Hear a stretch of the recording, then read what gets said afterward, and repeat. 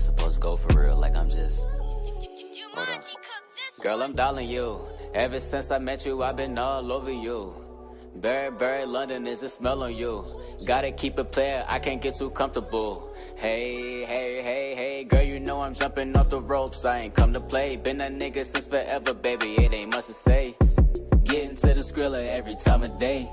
Met a bad one on the way like Kim K. Hey, met a bad one on the way like Kim K. Like Kim K. Met a bad one on the way like Kim K. Hey, met a bad one on the way like Kim K. Like Kim K. Met a bad one on the way. Suit and tie, shorty, tell me what the business is. Got me feeling like this some official shit. Wear your fucking jersey and your whistle, bitch. I'm just trying to take it to the post like an N1. I'm just trying to work it like some errands. Slid into your middle like a fraction. Skeletons you bring up out the closet, said it's random. Yeah. Hey.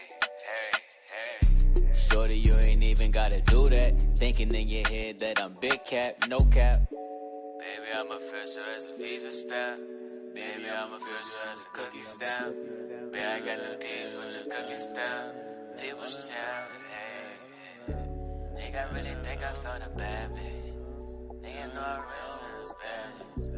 Nigga really think I found a bad bitch. Hey, hey, hey, hey, girl, you know I'm jumping off the ropes. I ain't come to play. Been a nigga since forever, baby, it ain't much to say. Getting to the skrilla every time of day. Met a bad one on the way like Kim K. Hey, met a bad one on the way like Kim K. Like Kim K. Met a bad one on the way like Kim K. Hey, met a bad one on the way like Kim K. Like Kim K. Met a bad one on the way.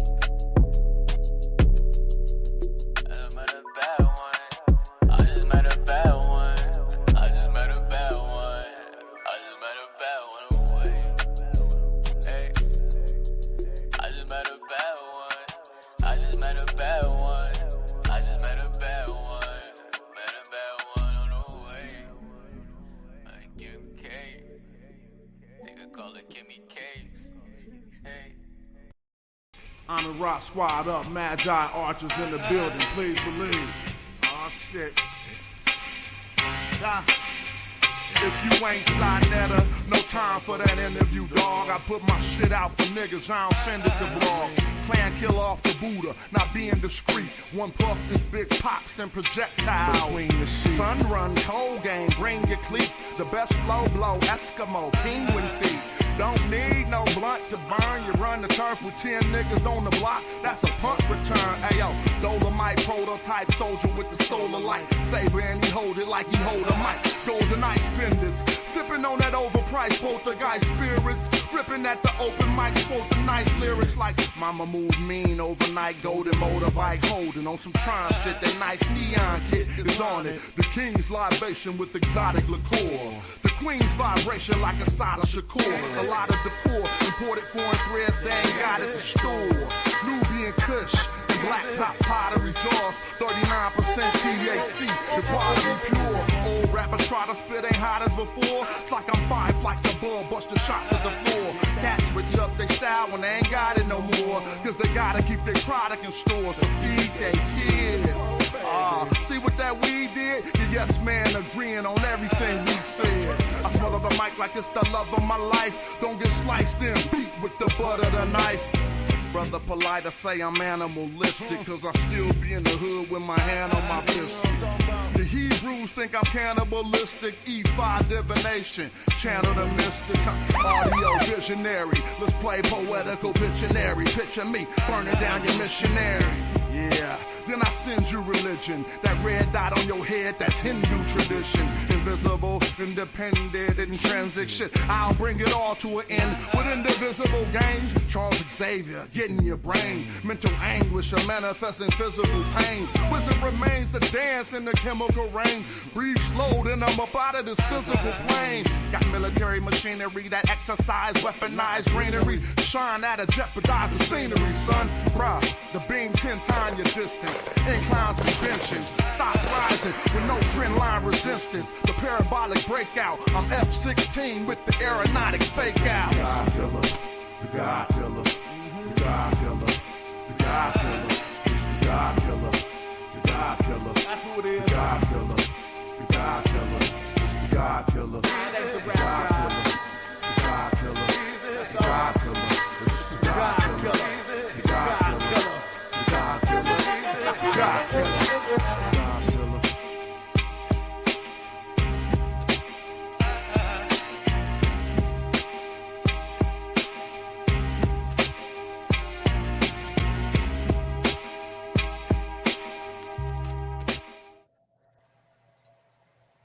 Black African power. What's good? What's happening? A well-organized lie defeats a disorganized truth every time. Woohoo, wait, man, hold on. Black bubble power. What's good? What's happening? A well-organized lie defeats a disorganized truth every time. Woohoo, wait. Man, y'all already know what it is, man. It's God killer in the house. And I'm coming to do what I got to do, and I'm going to do what I got to do. Standing tall, standing strong. Man, Bobby banging this bitch, man. What's good, family, man? Y'all know what it is, man. Look, let me turn off science real quick. Appreciate the support and appreciate the conversations, man. Y'all see the title of the show. Don't believe the hype. The point here is to exercise conversation, to continue the discussion around matters of science. So when we talk in geology and when we talk in geodesy, we're actually giving the community tools to understand conversations that may potentially cause them to lose money because you're giving your money to a bunch of nuts. And so we make sure we give you the tools. Those who accept the tools and those who don't, that's where you fall at. We went 2 years in the middle of a pandemic. We went a whole year prior to the pandemic giving people the scientific tools to make proper determinations on their well-being and their life. And so we find ourselves in that same chasm. We find ourselves in that same spot, making sure we educate the people. And if you think Bobby Banger lost, then Bobby Banger lost. But what we clearly know who didn't lose, and that was science. Science is undefeated. As a matter of fact, science is so undefeated that you actually had individuals, Brother Sanchez, in the debate talking crazy about science, but couldn't find a way not to mention and try to use science. Oh, he mixed it and he massed it and he massed it and he mixed it. And he did this and he did that. And he played the funny game, scientific method. So if I was going to call a winner and a loser, the brother lost in trying to use the scientific method. Don't use that. Make it stand on its own. Make what you teach, ladies and gentlemen. When you're a pseudo, make what you teach stand on its own. You weren't in there fighting against me. You was in there fighting against the scientific method. You brought it up, not me. So when you use the scientific method, you're using the tools of science. And when you use the tools of science, you have to play by the rules. You can't break the rule. You can't say, we're going to use this piece. No. We don't allow that. If we're talking science, we're talking science. Now, if we're talking pseudoscience, then we'll just grab one piece from science right here, and we'll grab another piece from science right there, and then we'll mix it together. We'll throw a little Hooroo in there and a little Jesus Christ, mix it up, and then we'll give you our story. So I'm enjoying the fact that we could actually have conversations and debate over matters of science and pseudoscience. I think is needed for the community. Now, y'all seen me blowing the bubbles. Why do I keep blowing the bubbles? Why? Let me let some people come in the room first, man, and I'm gonna explain why the bubbles. And I'm gonna show you some things, right? And we can talk the talk, and we can act like we walking the walk, and this person, that person didn't win. That whatever. It's all good around here. Y'all know what the rule is, right? Now, I had to do this show today because I was waiting. Y'all know the rule. The rule is the first person to go live and start talking about they won, they feel like they might have lost. It always occurs. This show normally occurs somewhere closely after the debate. So if y'all think I'm on here tonight, today, happy Mother's Day to the mothers. If you think I'm on here to try to convince you on a win or a loss, you're crazy. If you think I'm on here trying to act like I'm an expert and I bought all of my research, you're wrong. I'm doing what I always do. I put you in contact with the experts. I'm that guy. And Brother Sanchez, he's the expert. He's the expert at what he do. Make it up as he go. Right or wrong or indifferent, everything he's talked about is his thing. Matter of fact, he doesn't even agree with certain flat earth depictions. I don't know what the hell they depicting it from. It's from the imagination. But let's let the people roll on in here a little bit, man. We got 277,000, man. Let me talk to the chat, man. I see the chat live when they talk, man. Talk. Julian, I see you. Hunt Bennett, Black African Power. Joel Armstrong, what's good, man? I see you, Ross Respectra. Did I say that right? Robert, I see you, man. I see you, Valsa. What's good with you? Bennett, Mungo Slade, Juju, Pseudo Kill in the building, man. Hakeem, I see you, man. Gold, what's up, man?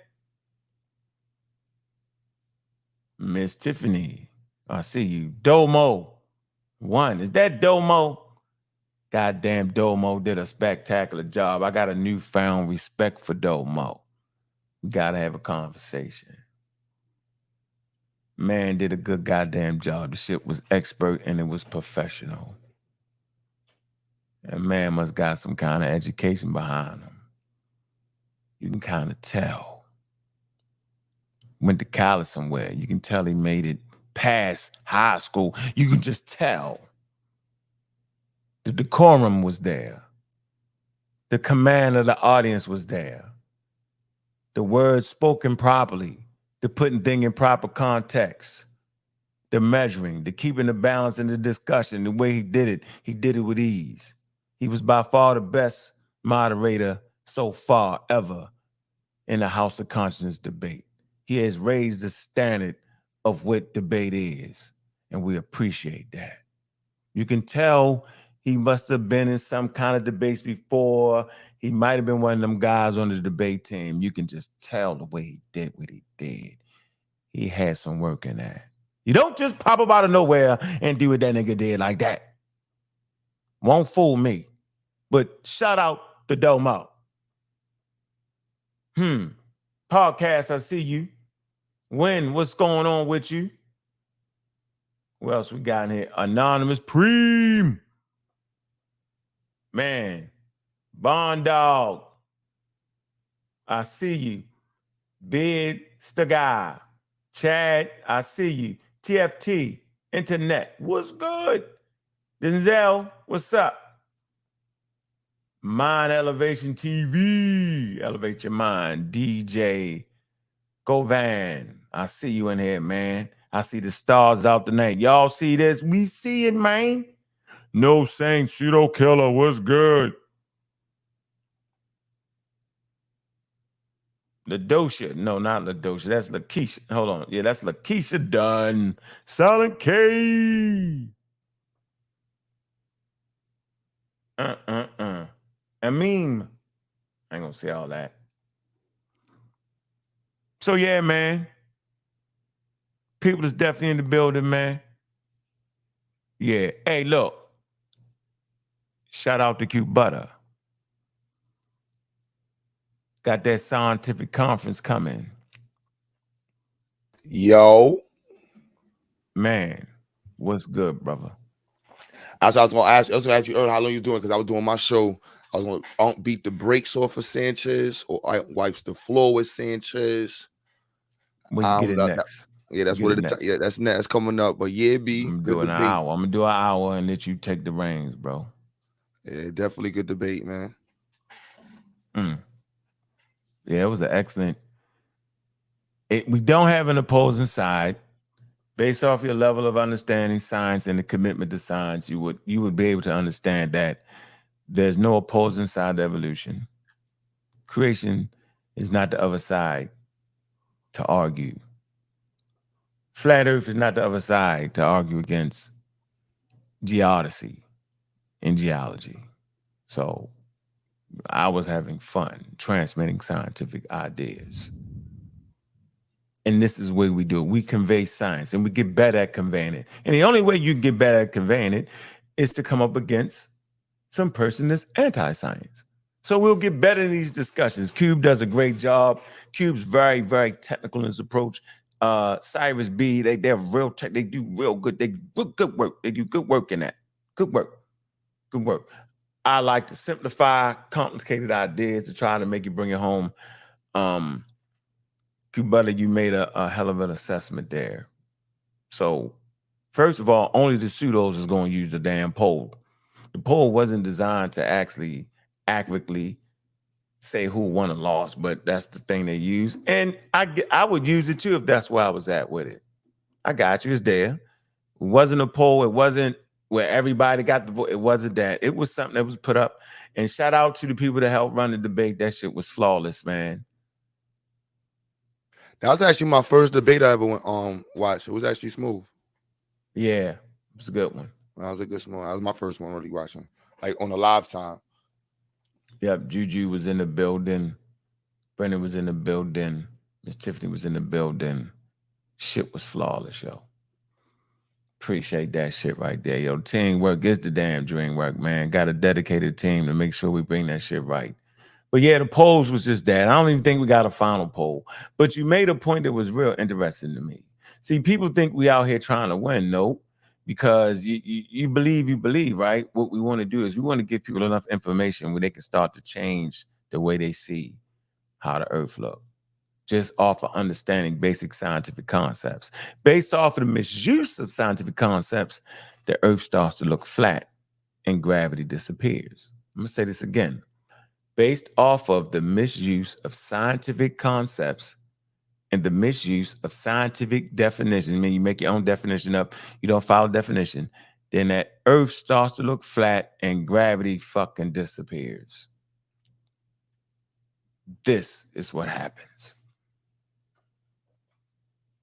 So yeah, man, did that building get in there before we really get into it, man? I'm going to drop the link again, man. Shout out to you, 215 Philly in the building, man. Shout out to all the people, man. Appreciate everybody coming through. Silent K. Man, appreciate that $9.99, man. Appreciate that, James. Put that on the screen, man. That goes to the channel, man. The tireless work, man. Spin barrel. Yeah. So, yeah, man, what's the date on the scientific conference? Where the fly at? Where the fly at? I got you. Yeah, throw the fly up there, man. We're going to be in New York, which is my favorite goddamn place. If y'all don't know by now, that's my favorite fucking place, man. Garfield know what I like to go to eat breakfast at, man. He know that shit, man. Now I'm hyped. We putting on for this one. Dr. LaRoche is doing a presentation. We got Dr. Austin from Mega Evers. She used to be one of the head of the NASA program. Of course, Dr. Mayat. She's coming out. She bringing Baltimore. She got Morgan State to be a sponsor. Hype about that. We have Jeffrey, the founder of Gentleman's Factory in New York City, speaking. And we just still reaching out. I think we Dr. Ifa Tayo, I think Ifa Toyo. I'm messing her name up, but from Howard University, supposed to come out and speak as well. So really dope event. Yeah, we got students presenting, running around doing projects, all these different schools. I think we almost got 15 schools or so of different groups that's going to be presenting, trying to get it up to, the goal is to have 25 presenting groups. But I think we have like 15 schools. We have a lot of groups presenting. So it kind of like at the same time, like in the rotation, how it's going to go. Yo, so I ain't going to lie. So my sister is, like, I'm the physics head. My sister is the biology head. She finished her degree and she been a mad science. So I just recruited my sister yesterday. So we're going to do a whole dedication to my pops in science. But she gave me some super ideas on how to like set up the sections by like different, like making streets, and each area is going to be named after a Black person in science. Put like a little theme around it. So when you go to each area, there's be like a map of the place where you can go to see different projects and different schools. Yeah, we're gonna have it like do it something like that. She wants me to do a red carpet for the students and everybody coming out. Like she want me to go all the way out. She's like, nah, we gotta do a red carpet. We got the shirts being pressed up by my man Gerald.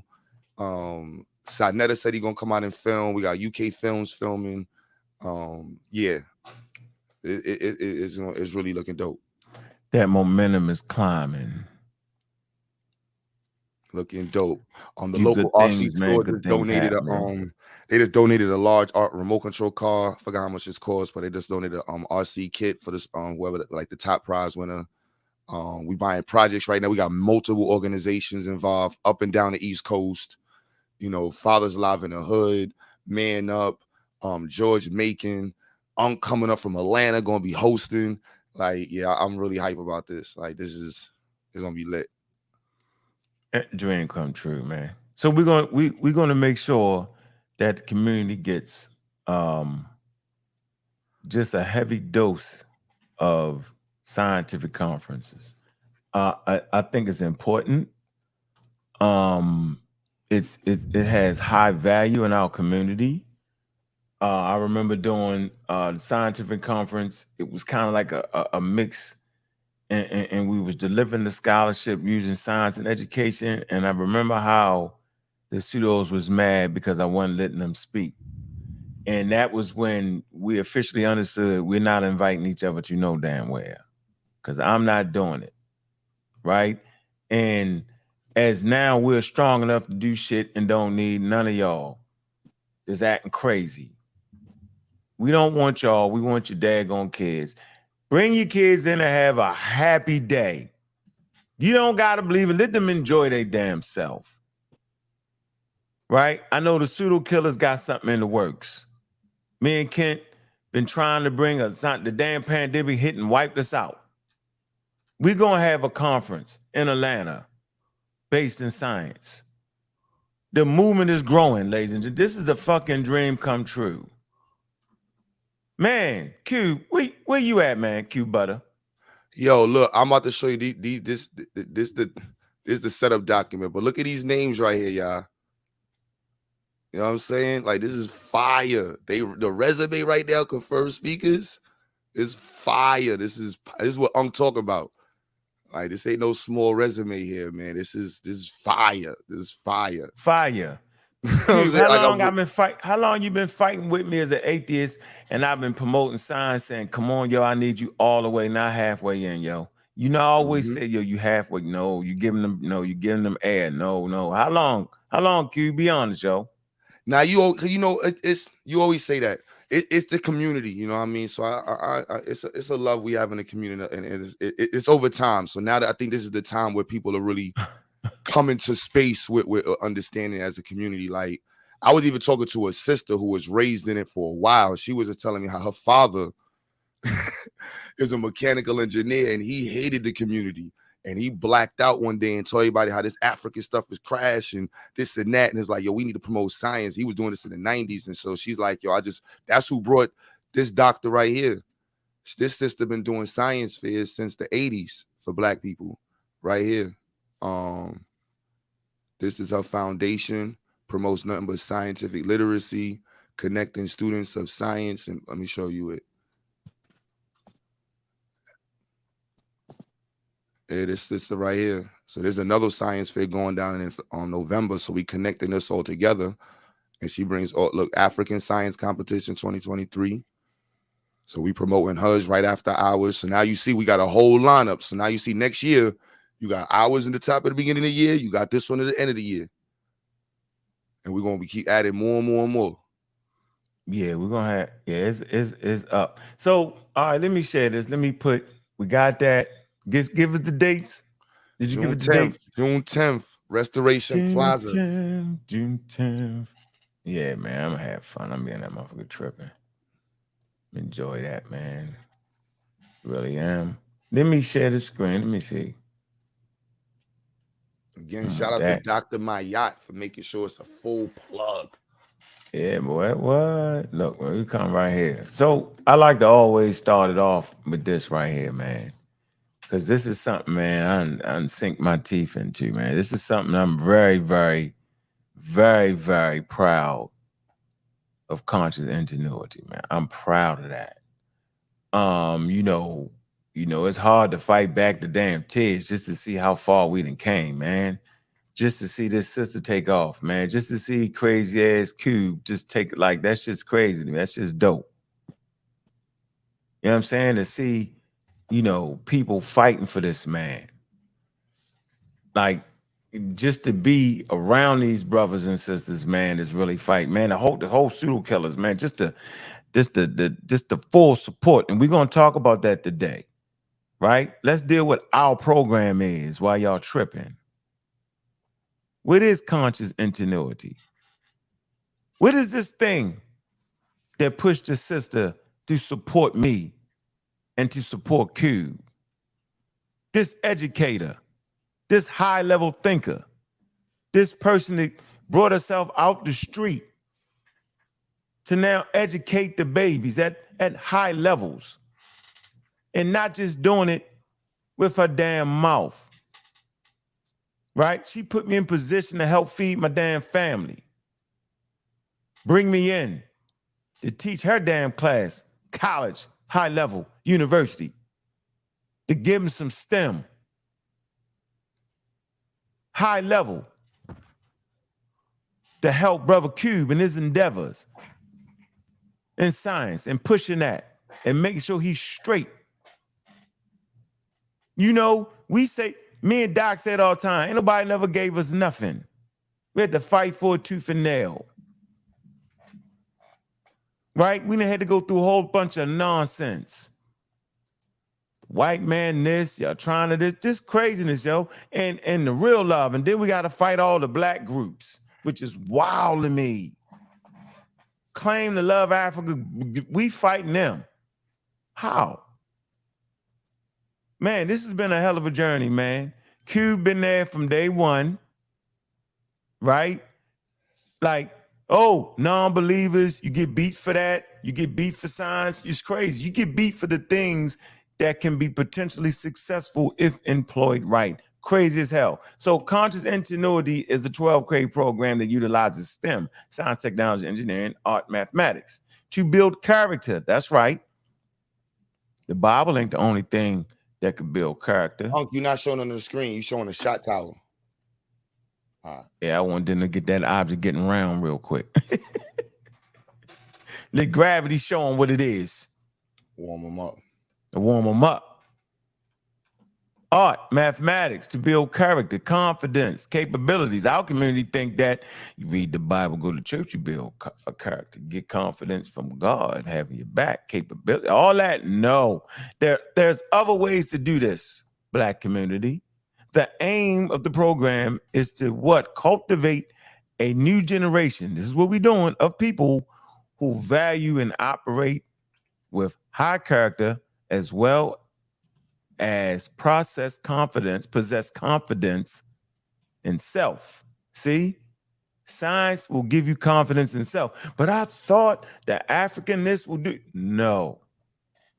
Understanding your natural world, and since humans reside in the natural world, will help you understand yourself. So if you understand the natural world, then the forces around you, understand the natural world, then you understand the forces around you. And if you understand the forces around you, then you understand those forces on yourself. And you understand yourself too. Also acquire capabilities in areas of STEM that can be used to improve the world around you.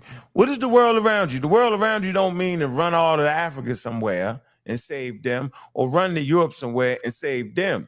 It means save your family first. Your family is your world. Then your community. Then your culture. Then abroad. Get that straight first. Why conscious ingenuity? Why? It's a nesting egg. No, bro, you're not jumping in like that. I'm on my monologue, my prologue, that the hell you want to call it. You ain't jumping in. Relax. Show ain't started yet. I'm warming them up. I'm giving praise to the great sister, the great doctor. Underfunded, y'all. Black students are not equally exposed to STEM. See, we can have a whole conversation around here. Why would the black community, why would black Senate groups with the red, black, and the green fight me so damn hard, y'all? Why am I hated in the very place? Think about this. Black students are not equally exposed to STEM concepts, and their interest in STEM is unsupported. Yeah. Did y'all know that? Underfunded. Most urban schools are underfunded, thus lacking in the necessary resources to sustain the STEM program. STEM principles. Black and Latino students learned fundamentally STEM principles later in their education than white students. That's crazy to me, man. While we run around trying to teach them damn African spirituality, we need to be running around and teaching them STEM. You can do the same damn thing at the same damn time, ladies and gentlemen. But why is this occurring? You know why this is occurring? Because we not doing it. Oh yeah, we're telling we the most spiritual. Points being lazy. We're telling we the most religious. We're telling we was enslaved. We're telling white man's the devil. We'll do all that. But are we willing to sacrifice to put them in a position to get that thing right? Low engineering representations, y'all. Black people make up approximately 5% of the engineering workplace. No algebra. Most black students do not take algebra until 10th, 11th grade, 25%. Predominantly black high schools do not offer algebra 2. Why? Because the people living in the damn community don't go fight for that. Students will explore, look, the program, students will explore the following topics: coding, circuits, artificial intelligence, cybersecurity, robots. Character development is also a major component of the program. That's right. For you to do right, you got to know right. And for you to know right, you got to act right. The program, look, cooperates lessons and activities that actively address self-identity and self-esteem. This is important, y'all. It's all in the game. We got results, right? Build character, build confidence, build capabilities, right? Go to the website, man. Mods put it in there. Benefit of working with us, the whole 9 yards, man. But I like to scroll down ahead before we get to damn Dr. Mayat, African Americans in STEM. Y'all see her. Top notch. We'll end it right here. Let me bring this home. Current college enrollment stats. So we got people in this damn community teaching the flat earth, teaching anti-intellectualism, and framing it as if it's some kind of scam and a con. We hear it all the time. Why I gotta spend money for the school? Why? Because, nigga, it costs money for higher education. That's why. The free shit ain't rocking. Well, I got to spend that much. I ain't going to use that no more. Yeah, but I tell you what, college actually opens your mind up to even think better. We don't got to do that. We can do that. Yeah, anything you want to do to make the most money, you have to get educated in it. And last time I checked, even if you wanted to just be a basic electrician, you could move up the ladder by getting more education on it. Anything a master mechanic, you got to go to school, classes, books, study. Why do they tell you don't need no book? Everything ain't in the book. You shit me. Everything is in a damn book. Prior to things being in a book, it was definitely lack of organization and putting together things so that people wouldn't have to start over again. Documentation. 8% of Black students receive STEM degrees. 40% Black first-year STEM majors change to non-STEM degrees. That STEM is hard, especially when you have not been raised, especially when you're not getting those early classes in high school. If you got a high school student and they're in the 10th, 11th grade, they should already be taking college classes. I'm going to say this again.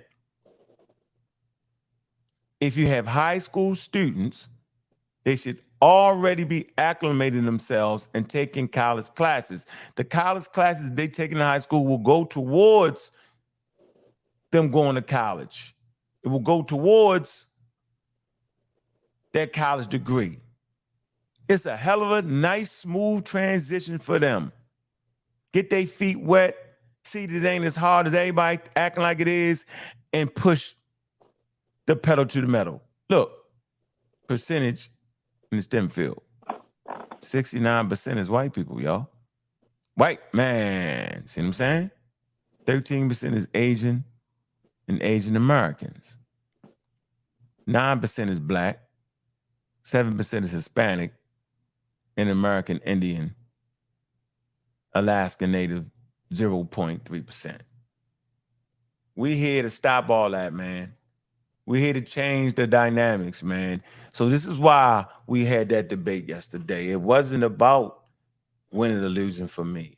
It was always about that I laid down a solid foundation, right, for those who saw it and maybe was on the fence or maybe just can't stand me, could at least see how science is represented, right? Science is counterintuitive. I already know I'm up against it. That's okay. You got to love your people enough to do the hard thing. What's the hard thing? In a community based off of spirituality and ghosts and spooks and pseudoisms and charlatans and scammers, flim-flam-bam-bammers, right? Man, it's hard. But look, man, I see you, Juju. What's good with you, man? You was there in the building, man. I appreciate that support. You know how we do, man. Absolutely. A Bibi Fahourier, Black African Power. You know, I just want the Bibi they hold the what? I love it. That's why I do it every time. The Bibi that holds in the shoes. The Bibi that holding the shoes. But I do it on purpose. But you know, I wanted to clear up a few things. I think a lot of people in the community misconstrued the goal of what Pseudo Killers is trying to do for the community.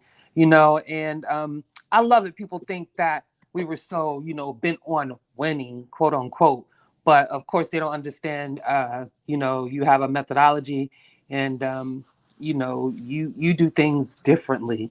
So the goal was accomplished. And the reason why is because we had several polls during that debate. And the poll about who's winning or not was the least important to us. The most important poll that I think was one of the questions asked, were people willing to, you know, engage more in scientific literacy or research more, or it was something to that effect, right? And the response we got from that poll was awesome. So for me, I think the goal was accomplished, that lots of people were willing to say that they would, you know, indeed do more research and, you know, inquire more about scientific literacy. Like, that's where we are with it. You know, again, giving the communities tools so they can build with and also, you know, help to, you know, create their scientific literate brain. and whatnot. Those are the most important things that we're trying to contribute to the community, and also offer more tangible things like scientific literacy programs for the children. So, when you get a chance, please put Conscious Ingenuity link in the chat so people can Y'all go didn't look get at it? that. Okay, sorry. People can go and look at that website, and if you have children or young adults and you need something for them to do for their summertime, please, family, like look at the website, sign your children up. Let's get actively engaged in children's lives. I mean, it's fun and it's entertainment, but we have to act and we have to do things properly. And we have to prepare our children. And Look, that's our goal. I like this right here. I didn't see the beat, and I don't believe in fire, but it seems like Uncle's crying. Damn. That person ain't heard me say one thing about winning or losing nothing. Yo, I ain't crying about that, man. Shit, science is undefeated. Yo, what's wrong with these people, man? Yeah. But you got Man, a I new name, mean, Unc. Is what's that? Bobby Body Bad Banger in the building. And that's my piece. Thank you. Hey, I appreciate you, Juju, man. I ain't go live last night talking about the wins. Come on, man. It's a win for the whole community, bro. At the end of the day, man, that we actually got a chance to see science answer questions that people just say, "Oh, that ain't what it is." The whole conversation. You show something that's not real. Wasn't nothing real in that motherfucker. It was the green screen, y'all. Right? So, hey, I'm good. I'm comfortable with that. I swear I am. I'm good. Mm-hmm. Preem, what's up, man? Yo, what's up, bro? How you I doing, was sir? I saw part of it because I had a death in the family last week, so the funeral was yesterday. Shout out to my uncle.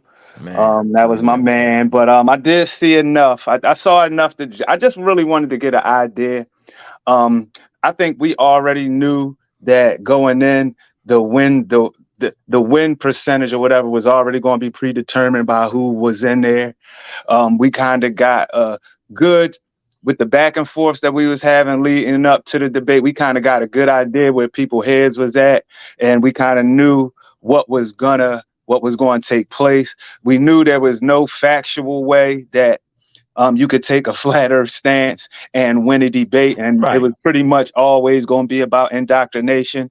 right. It's to the point where it's like, for me, it's kind of a litmus test, because Mm-hmm. I'm on the tip of, honestly, if you thought that was profound, I got to put you in a box. I'm sorry, I got to put you in the ignorant, whether it's ignorance, dummy, believer, like whatever language you want to put on it, I got to put you in that box, because no one in their right mind that's number one, scientifically literate, and number two, actually literate enough to go and open-minded enough to want to go investigate whether the earth is flat or not. It's no way a person that's not already biased and indoctrinated against it is going to come away reading all the evidence and saying, you know what, the earth is flat.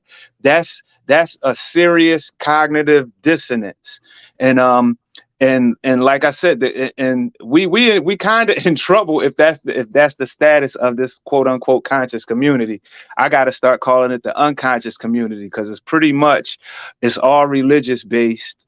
Nothing, Yeah. even the history is religious based. It's Mm-hmm. based off of a belief system. It's not based. Mm-hmm.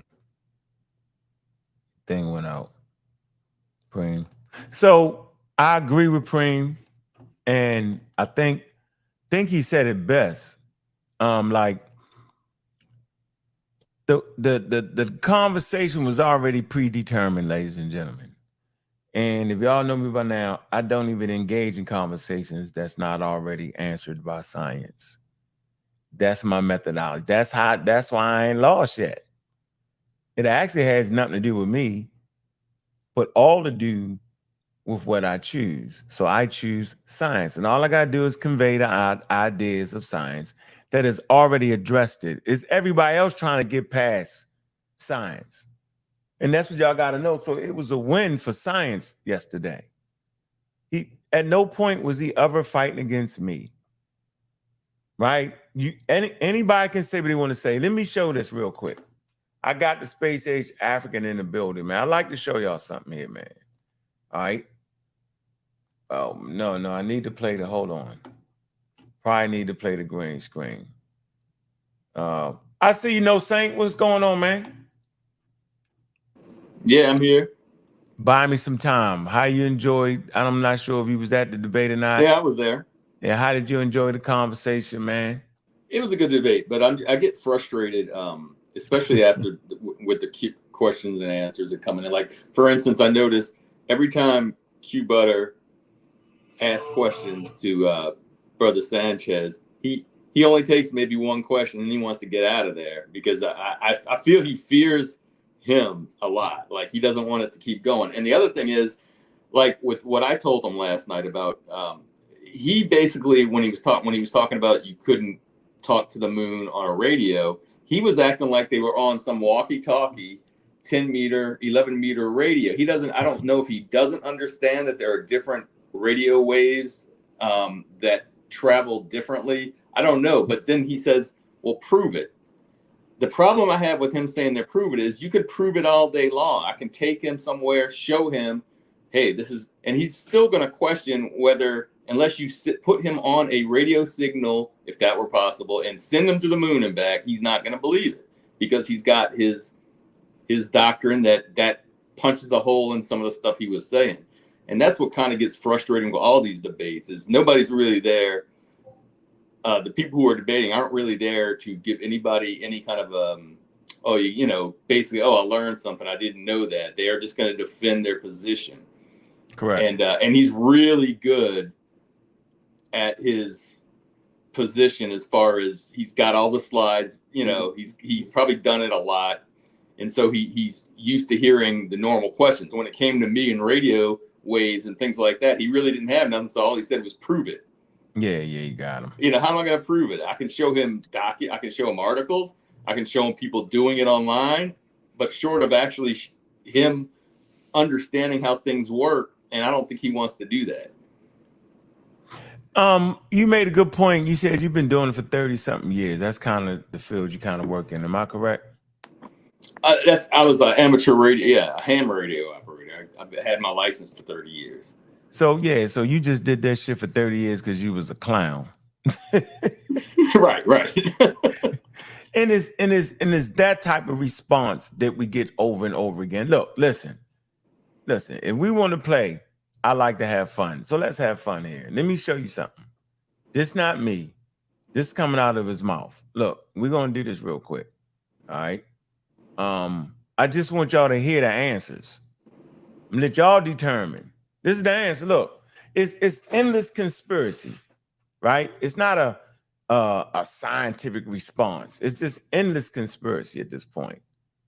Let me see if I can. Damn, did I click it?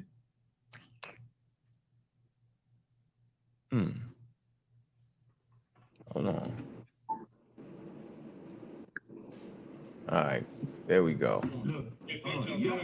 Okay, hold on, let me get it right. Not sure. Hope y'all can hear it. Let me play it. Share the screen so y'all can hear it. Make it better so y'all can actually hear it. All right. Oh shit. All right, here you go. Look, hold on. Your explanation. Hold on. Go ahead, Bob. Hold on. The part that gets me, and everybody is listening. You said the explanation for all the objects that's been sent in space and all that was a damn green screen. I said it's fake. I said space is fake. That's exactly what I said. Okay, Show me a real picture of it. Sanchez, I'm proving I it just want though. to get you on tape. Listen, can I ask you a question? No, you cannot. Nah, you got the green hold screen. on. Let me ask you a quick question. Is this real? So I'm letting y'all know the trick and the art of conversation is to get out of answering the question. The question was, you're saying that the shit we looking at is a green screen. Yeah. So let me ask you a question. No, nigga, let's talk about that. Don't bring me a picture of a generated image cartoon from NASA. Watch. Real or fake? Man, come on, Sanchez. Is it real or fake? It's a green screen. Yeah, Okay, it's real. this is from NASA's website. Okay. And they're telling you this is a cartoon, man. But go So is ahead. that a problem? Yes, bro. It's That's a a problem. fucking So problem, now- bro. You got Bugs Bunny. Go ahead. So you saying basically that you use cartoons all the time as your presentation. Look, hold on. So green screen. I'm gonna say it. I want y'all to hear it again. Go ahead, Bob. Good. Hold on. The part that gets me, and everybody is listening. You said the explanation for all the objects that's been sent in space and all that was a damn green screen. I said it's fake. I said space is fake. That's exactly what I said. So at this point, right, we got to help ourselves get through the mental fog. Can't take it serious. I mean, come on, y'all. Like, we need to do this, yo. If I'm in a conversation about a celestial object, this was the conversation. Right? The conversation is about natural phenomena, right? We're talking about celestial objects, and you don't think none of them is real.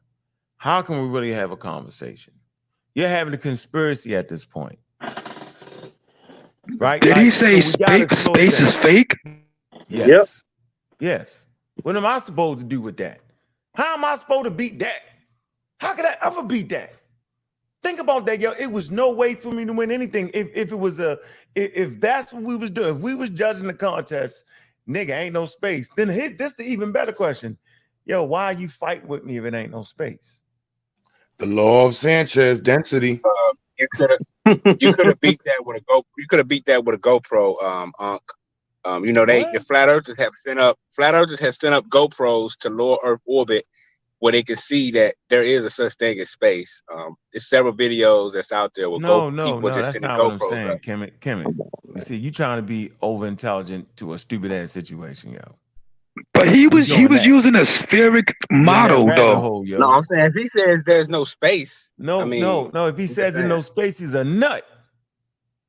I know That's that. it. So I don't gotta prove it ain't no space while we floating in space. That's my whole point. I'm just saying, there's in a debate. It wasn't a debate. It wasn't a debate, Kemet. I thought he brought that up in a debate. No, he was in a debate. I was in a conversation. I was transmitting scientific ideas.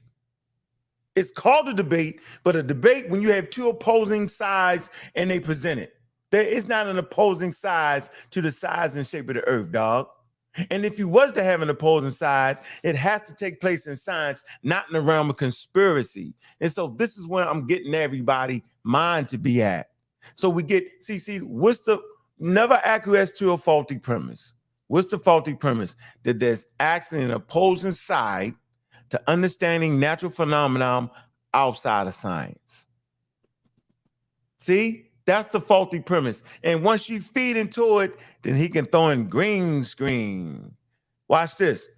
The law of density. If you say it enough times, you'll think, hey, man, there's a law of density. Now, just say it, but don't show it.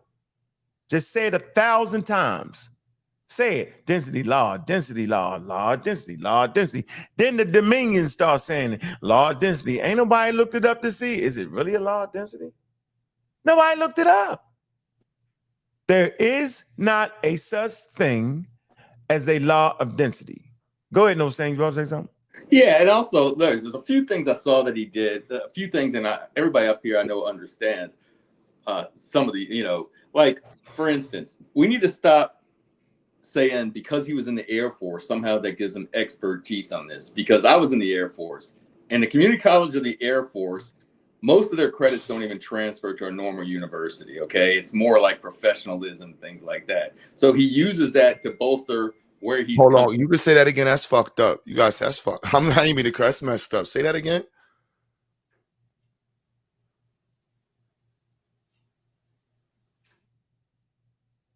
Hello? Can't hear you. What happened? Oh, the flat earthers must have zapped him. The gravity. Hey, no lie, I work for the Air Force, so yeah, no, he's right. Brother Ankh, how he said space didn't exist, yet he talked about Comet. Say what? We got a lot of connection issues going on. Yeah, you having fun. But yo, Ankh, we call that pseudo. You know the pseudo judo, B? Somebody said something. I didn't hear that. What did he say? What did I miss? Pseudo judo, baby.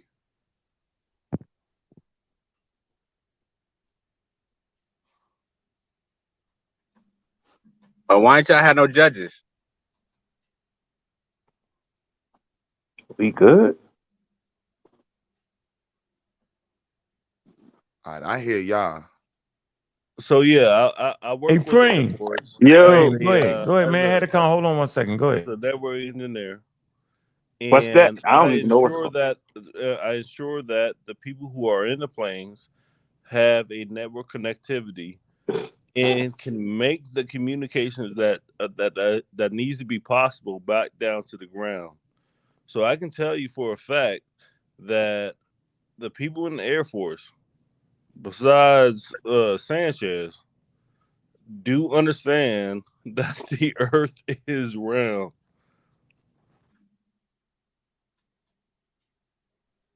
Well, I mean, the argument about how they talk to the people on the moon. I mean, they broke all that down, man. It's not like the call went straight to the White House. The call was rerouted from Houston to the White House, and that's what a lot of the confusion come in at with Sanchez and a lot of the flat earthers. Their comprehensions to me is not. I think it's there, but they just they just choose not to use it. I mean, yeah, of course. I mean, they called into Houston, and Houston rerouted them to the people on the moon. I mean, that's not. I mean, just because he saw a phone doesn't mean shit. What the fuck does a phone do? I mean, like, all he did was connect to somebody who was at Houston, and that person at Houston connected him to somebody on the moon.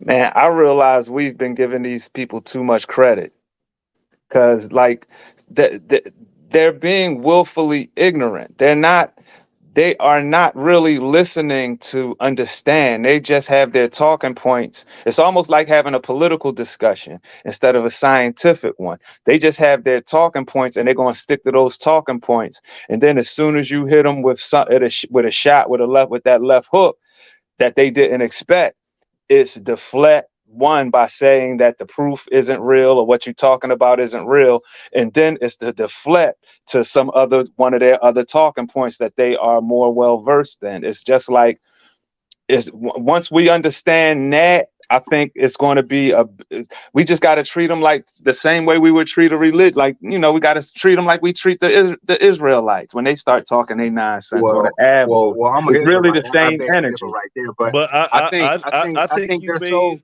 I think they're so anti. To me, it's to the point to where they've got so anti-government to where is this, no matter what it is, it's like they took to me it's like when being anti-government goes wrong.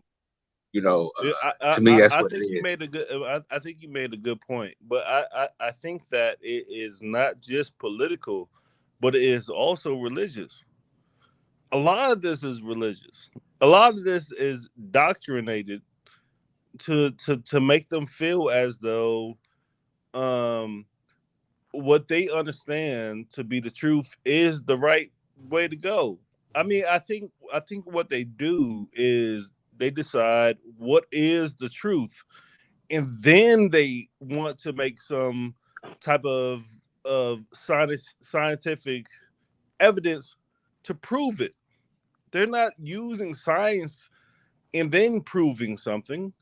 They have a proof already, and then they use science. That's 100% true. If you remember at one point, Ankh kind of did nail down Sanchez on his sources. Then he started pretty much talking about the Bible and Hebrew mysticism. He was going into the four corners and all of that stuff. That's definitely the root from it.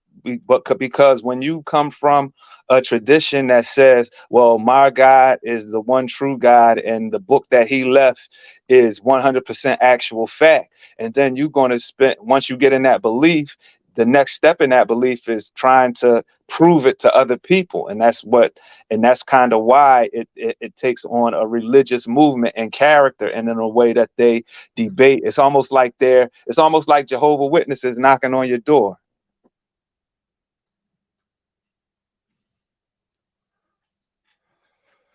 Yeah, Sanchez got smoked. There was no science presented by Sanchez, to be honest.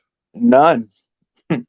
None. And that's why it's so hard to talk about after the fact, because you just realize how nonsensical all his points were. At one point, he was trying to explain how gravity was a false concept by using Jupiter, and then in his explanation, he used the gravitational and magnetic field of Jupiter. I'm like, you idiot. You just trying to argue against that. How are you using it in your proof? And it's like, but they don't think about it. They just cherry pick whatever facts that they can, that they feel like are in support of it. And then even that's wrong, because when you analyze what they're saying, even that point is wrong. He's saying that like the compass and GPS is programmed off of flat earth science.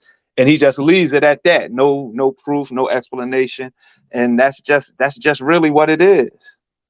And don't forget, he I flat mean, out yeah. I mean, lied if you really look at the Q&A. the He flat flat out Earth lied and tried to show you a picture of explanation, Venus that's right? out of focus.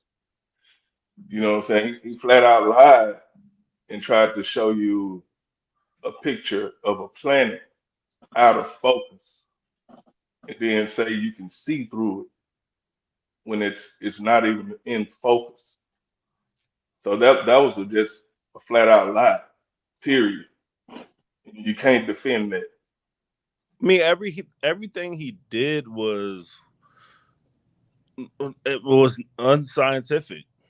Nothing he did explained anything that had to do with our lives. Nothing he did. Nothing. The whole debate had to do with what is real and what wasn't real. I remember. I mean, Ankh was in a conversation with what's the name? Anthony Noza. I can't remember his name, but he was in a conversation with him, and Anthony he Bowman. wanted to he wanted to press him on whether he was with Einstein or Newton. Oh yeah, he was asking me I that. mean, Yeah. I mean, the people have conversations that don't make sense. Yep. Yeah. None of Yeah. this shit makes sense. Yeah. Like he said this in that conversation. He said, "Hey, look, hey, Newton was a precursor to Einstein. It made sense. Einstein came in and he gave a little bit more information. He said space and time. He said the fact that light nothing moves at the speed of light, so gravity wouldn't move at the speed of light. That's the only thing he said. Listen. But even that, I mean, like, hold why on, can't we have Prince. conversations that deal with science and deal with things that are real? That's all I'm saying. It doesn't make any sense. So let me say this, but that's why I had the conversation. Because remember, it's counterintuitive. It's like a box inside of a box. Before a box to be inside of a box, even though that box that's inside of a box, right? Even though it might have gotten some things wrong, or you might have figured out more stuff, that don't mean you throwing the box away. They make it seem like you just throw the box away. That's not actually how it is. Science is an endeavor that builds on, information over time. So it like remember, I always say nature don't let you skip steps. Simple. Like, if you don't understand this step, nigga, you're not getting into that next step. That's why you can talk about ancient communities. They didn't have these steps, so that you stop saying that they understood the Big Bang. They didn't have the precursor work to get there, right? And so nature is serious, dog. Ain't no nature is under no obligation for humans to understand it. None whatsoever. If you don't. So when I said you got Newton, I know Anthony said, well, it wasn't an experiment. I like the way he said that, Anthony. But my point is, the law is proven by you keep dropping that same object. I like the way you came and tightened that up, right? But it's repeatedly over. That's why it's a law, because no matter how many times you drop it, it keeps happening. No matter what they say, and even in the vacuum created with we showed the fly experiment, the damn flies dropped to the ground. It's gravity. The flies didn't go that direction or that direction. It went in the direction that the law said it would go. And the fact that they can't understand that, we just got to keep hammering away at it. So we heard the green screen, right? So now I want to put this up here. You wanted to say something?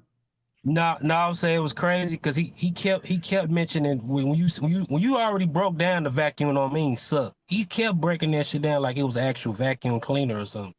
But yeah, like a galactic being got a vacuum cleaner and went in space and sucked the air out of it.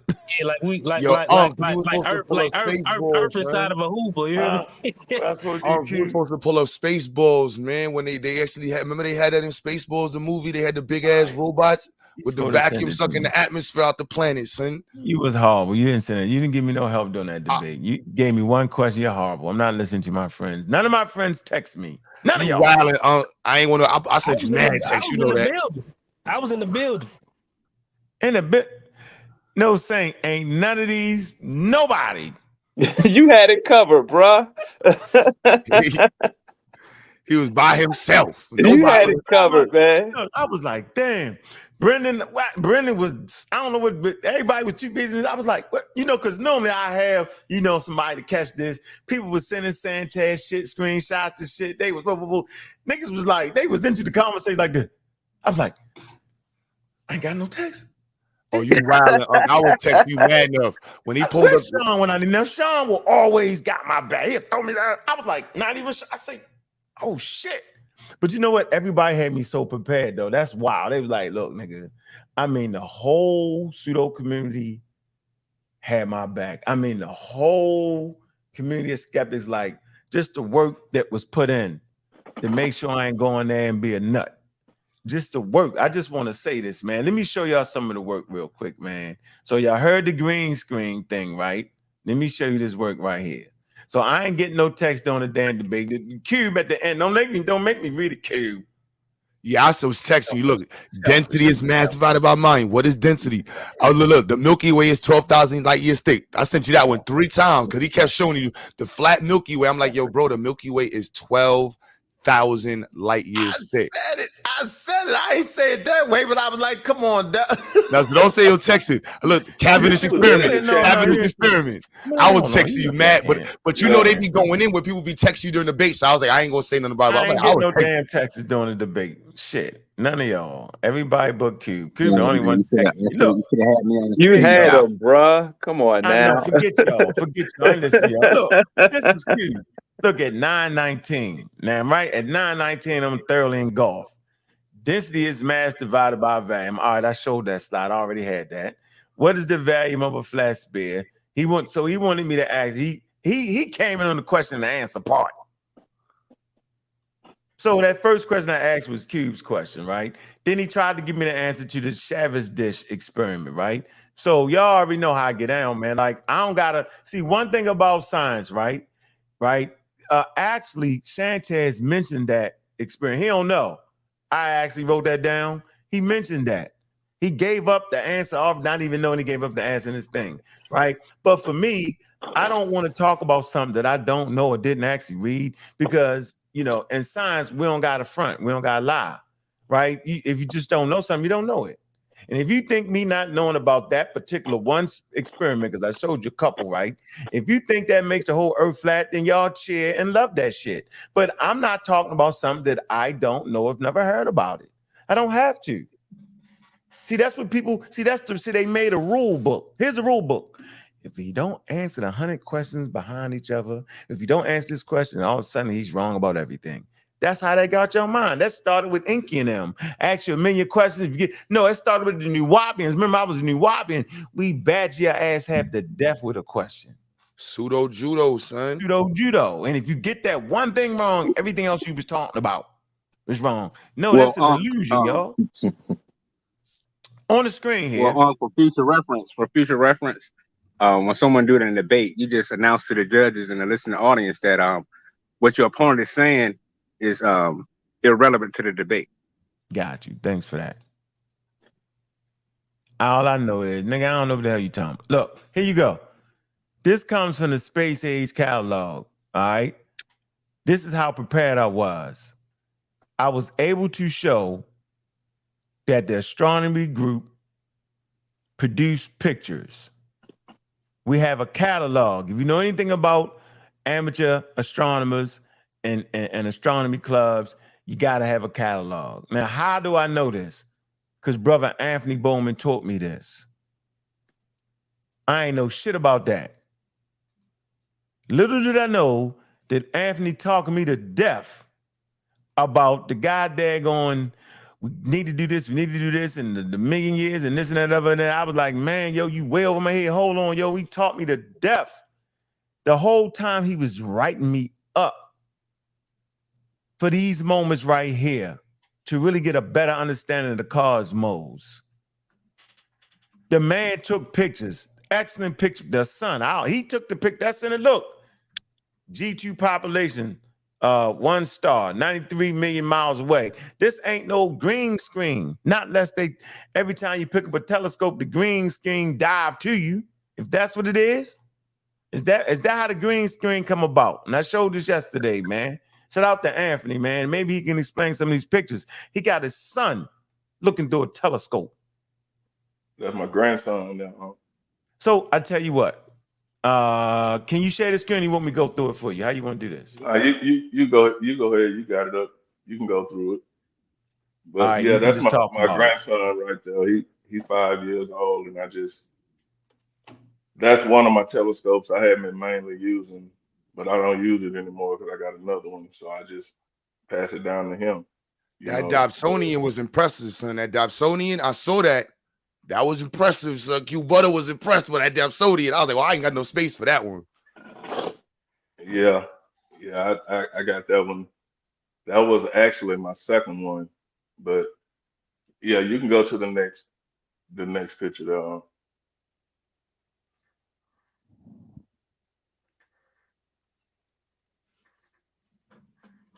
You hear me out? You can go to the next picture. I got.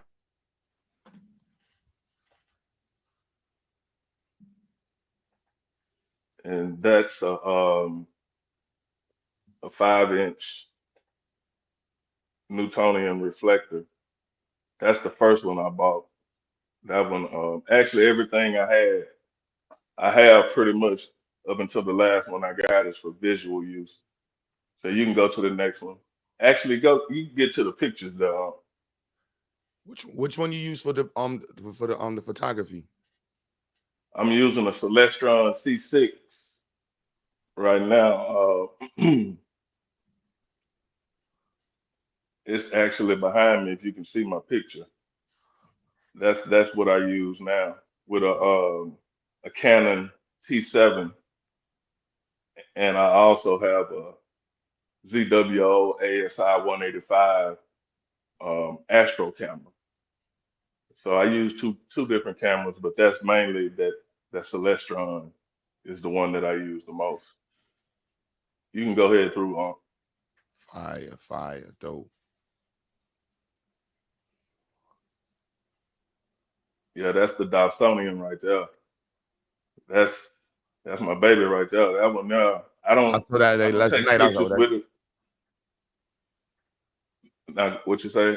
I saw that. That's what stood out to me last night. Oh, he got a Dobson. That's the nice one. Yeah, that's nice. Yeah, that's a 12-inch right there. Mm-hmm. That's mainly for visual. I just use that. Now the planets are, man, look amazing. The detail, but it's hard to take pictures with it because it doesn't track. So you can click to the next one on.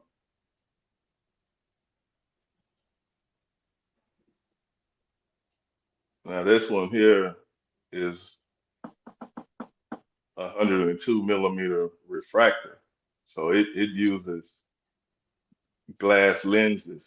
It doesn't have a mirror in it. It uses lenses that refracts the light. And this is what I really started to sharpen my skills on the pictures on this one. Badass. And that mount that it's on, that's a German equatorial go-to mount. So that one, it's computer operated. I hook it up to my laptop through Wi-Fi, and I select what I want to shoot that night, and it'll go to it. But you have to get it polar aligned. You have to get it lined up precisely with the North Star, and then line up with a few other stars in the sky, and then it'll You can go post to a where link you to want that. it. Wow, that's You can crazy. post a link to the mount. You can post a link to the mount. I don't know if I can post a link, but I can tell you where I got that one from. I got that one through Explore Scientific. But you can find them in any just go to Google and Google German equatorial go-to mounts and all kind of, man, it's man. But I can help you out as far as, because the stuff is expensive, but it's, you don't want to. I can help you not waste any money, because I spent, put it like that. But it was, a lot of it was, like I said, was visual. Then when I got with Ankh and we got to talking about some things, I decided to go ahead and get into the visual, and it's totally different. It's totally different. But you can go to the next picture on.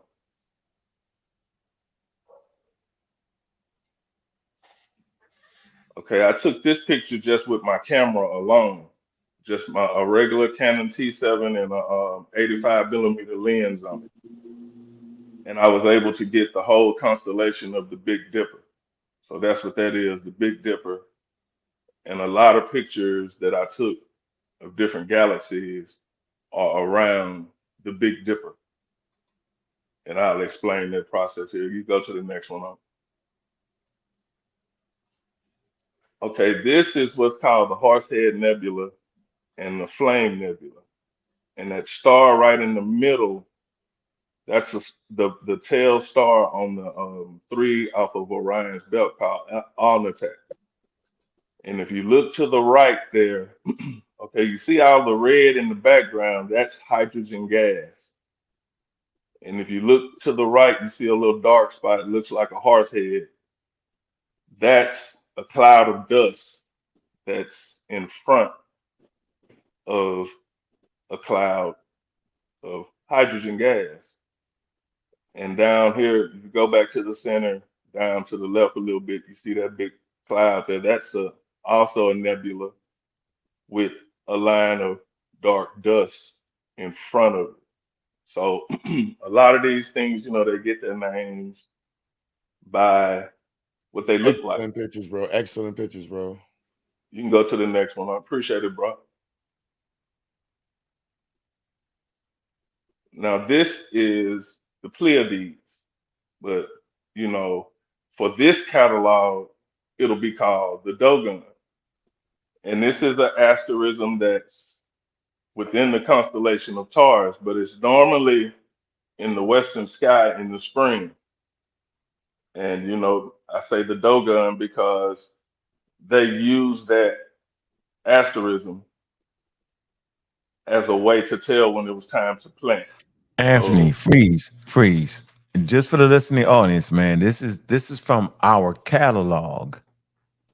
All right, the lead instructor in the Space Age African Astronomy Club is the brother that's speaking right now. Right? He's the primary teacher. He took these damn pictures. I just want to know who the hell ran up on him and put the green screen in that motherfucker. So see, it's wild. It's just everywhere, yo. And as a matter of fact, I want to make an example out of the conversation that we had last night. It was a great one. But the conversation absolutely proves how humans was prior to science, all over the damn place.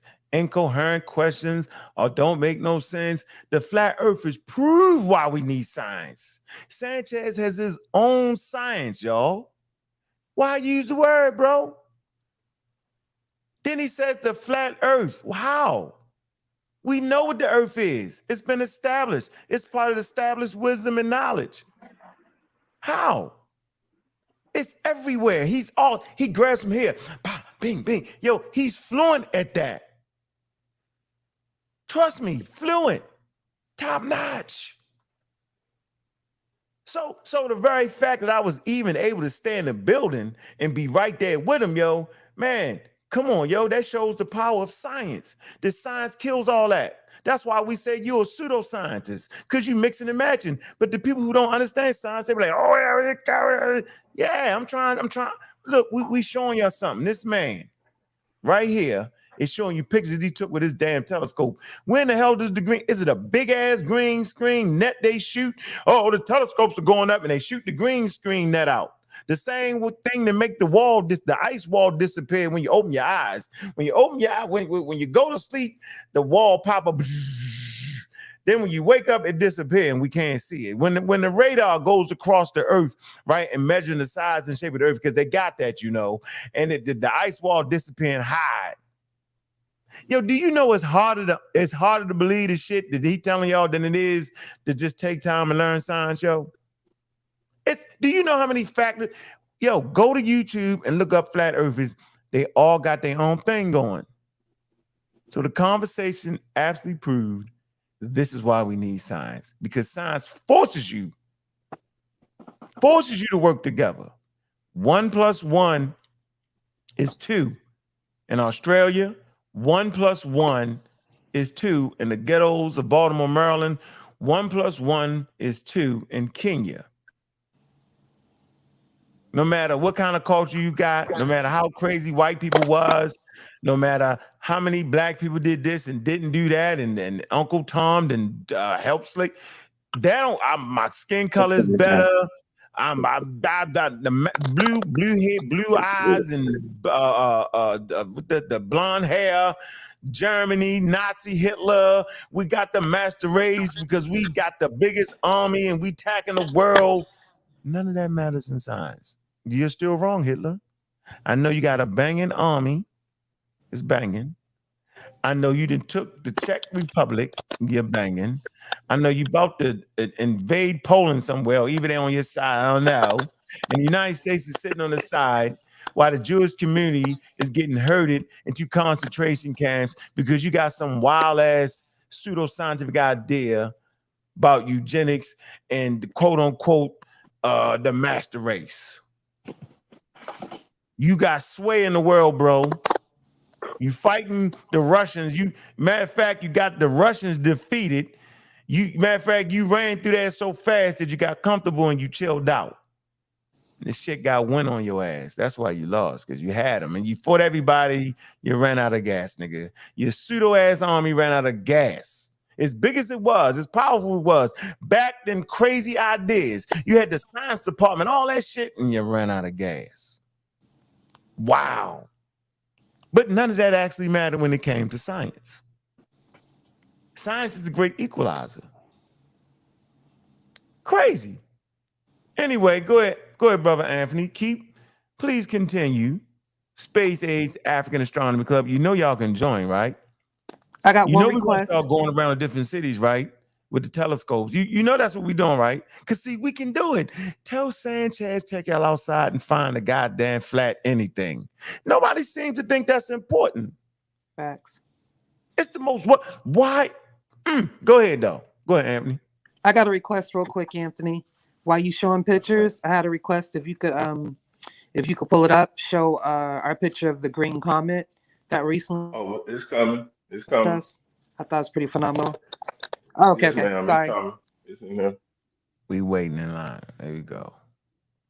Yeah, this is a picture of Andromeda, but I used a smaller telescope, the smallest one I have, which is 180 millimeters.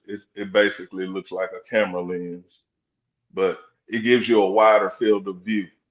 So I was just, playing around, but you can go to the next one. Now this is the Triangulum Galaxy, M33, and it sits off a little bit south of Andromeda. But that's the galaxy. You know what I'm saying? That's gravity in action. That's millions to billions of stars, gas, dust, all orbiting a central point. That's what that is. So, oh, you can real go quick, to the next. don't go back real quick. Yo, Mm-hmm. this is how the flat Earth should look if it was the flat Earth. That's the question I was gonna ask him. What keeps Earth from and the continents from forming as a spiral? What's the force that keeps them from forming as a spiral? Like that would make, like, I almost want to pay somebody to draw the Earth. That's what it should look like. So you talked about how wide and how thick the Milky Way galaxy with light years. Like, man, sometimes, man, some shit don't even deserve response. All right, nigga, it's flat. If you think light, like, it's crazy, yo. Yeah. It's a flat picture. So you try to make the Milky Way ain't flat. What science has did, they has condensed it down to where a human eye can get a perspective of what they're talking about. But it ain't actually flat at all. Right. It's English. This is an analogy. It's about perspective. Y'all right. But hey, Kemet. Yo. How do you do what you do though, yo? As far as what? How do you use science in one spot and then abandon it in another? How? Everywhere I go. It's an anomaly, yo. It doesn't make sense. It's mind-boggling, yo. Well, I mean, now if you how do you able to make that choice? How? What do you mean? Well, only time outside of science, what you hear me talk about is what y'all would consider the biblical narrative. No, outside of that, I've been debunking flat Earth for the last 8, 9 years. I know, when it comes to flat Earth and things like that. But for science, that's all I deal with. Yeah, but like evolution and shit like that, you dive. How? Well, see, evolution, because my argument with evolution is what we call declining DNA. No, stop. See what you just did? It's amazing to me, yo. Listen, hey, listen, bro. Today, yo, you can actually change. You can say, I'm going to apply the same things I apply using science to the flat Earth. I'm going to apply that to evolution. Somewhere along the line, evolution kind of messes up your little religious thing you got going on. So you're not willing to roll with it. Anyway, let me move forward, though. I just want to move forward. It's just amazing to me how that how you do that. Evolution is not a thing. Cognitive dissonance. Yeah. All right, let's go. Declining DNA is my argument against evolution. But go ahead. You said, hold on. You said what? A declining DNA. Like everybody's DNA declines, even in insects, animals. Everything is designed to decline. That's why everything get old. But I don't want to have that argument. But go ahead. Yeah, go get that source. While we going through this, go find that. And make sure the declining DNA proves your case against evolution. Yeah, go ahead, Mr. Anthony. Yeah, okay. This is a better shot of Andromeda that I took this one with the 102 millimeter refractor, the white one. And now these pictures, this is not just one snapshot. This is hours of data. You know, I've taken, like this one right here, it took me about 750 single shots. And then I use a computer program to compress them all into one shot. And then you take it to another program like Photoshop or Lightroom, and you can adjust your colors, you know. But so that's what you're I just like to use. So that's what they're gonna get you right there. So you're gonna have to explain it now. Yeah, that's what I'm saying. Matter of fact, let's do a whole show on that because that's gonna be that's kind of the whole. I can show you the whole process. Yeah, because you're a Photoshop dude. But see, that's the thing about it. This here is not do a class. Photoshop. Keep going. I don't want to slow right here. I want you. That's what we're gonna do a class on. I already Yeah. know that the Okay. human eye can't see certain colors, but they're not listening to none of us. So we just got to do. I think we really got to do a class on that because I think that was contention on Garfield's show. Show me the picture. You remember all that? They don't even understand it. Yeah. Yo. I don't know how to And tell I can people. explain that process. That's not a problem. We can do that. I can explain that process. I I can know you show can. you the single shot and then show you the compressed shot. And that's what this is. This is the compressed shot. I hadn't added no colors or anything. So that's everything I got is just the compressed shot. Okay, you can go ahead to the next one. Now this one is M101. It's called the Pinwheel Galaxy, which is another spiral galaxy. And you can see the spiral arms on it. You can basically see the center of it. You know that the bright, that's the brightest part is gonna be in the center of it. This shit is But that one hilarious. that sits off of the Big Dipper as well. You can go to the next one up. Now this is the Orion Nebula. That's a star-forming nebula, star-forming region. A big nebula of hydrogen where stars are being, born in the center of it. That was taken with my 180 millimeter. No, the 102 millimeter. Did you have You to can go add to the color next. in this? No, see that's the difference in that. See that purple tinge around those stars, make them look purple. That's why I say this telescope was designed for visual use and not for cameras. Okay. So that's what you'll get.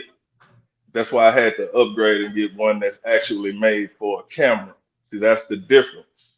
Your pictures are gonna come out looking like that. Like I said, I've added no colors or did nothing. All I do is compress mine.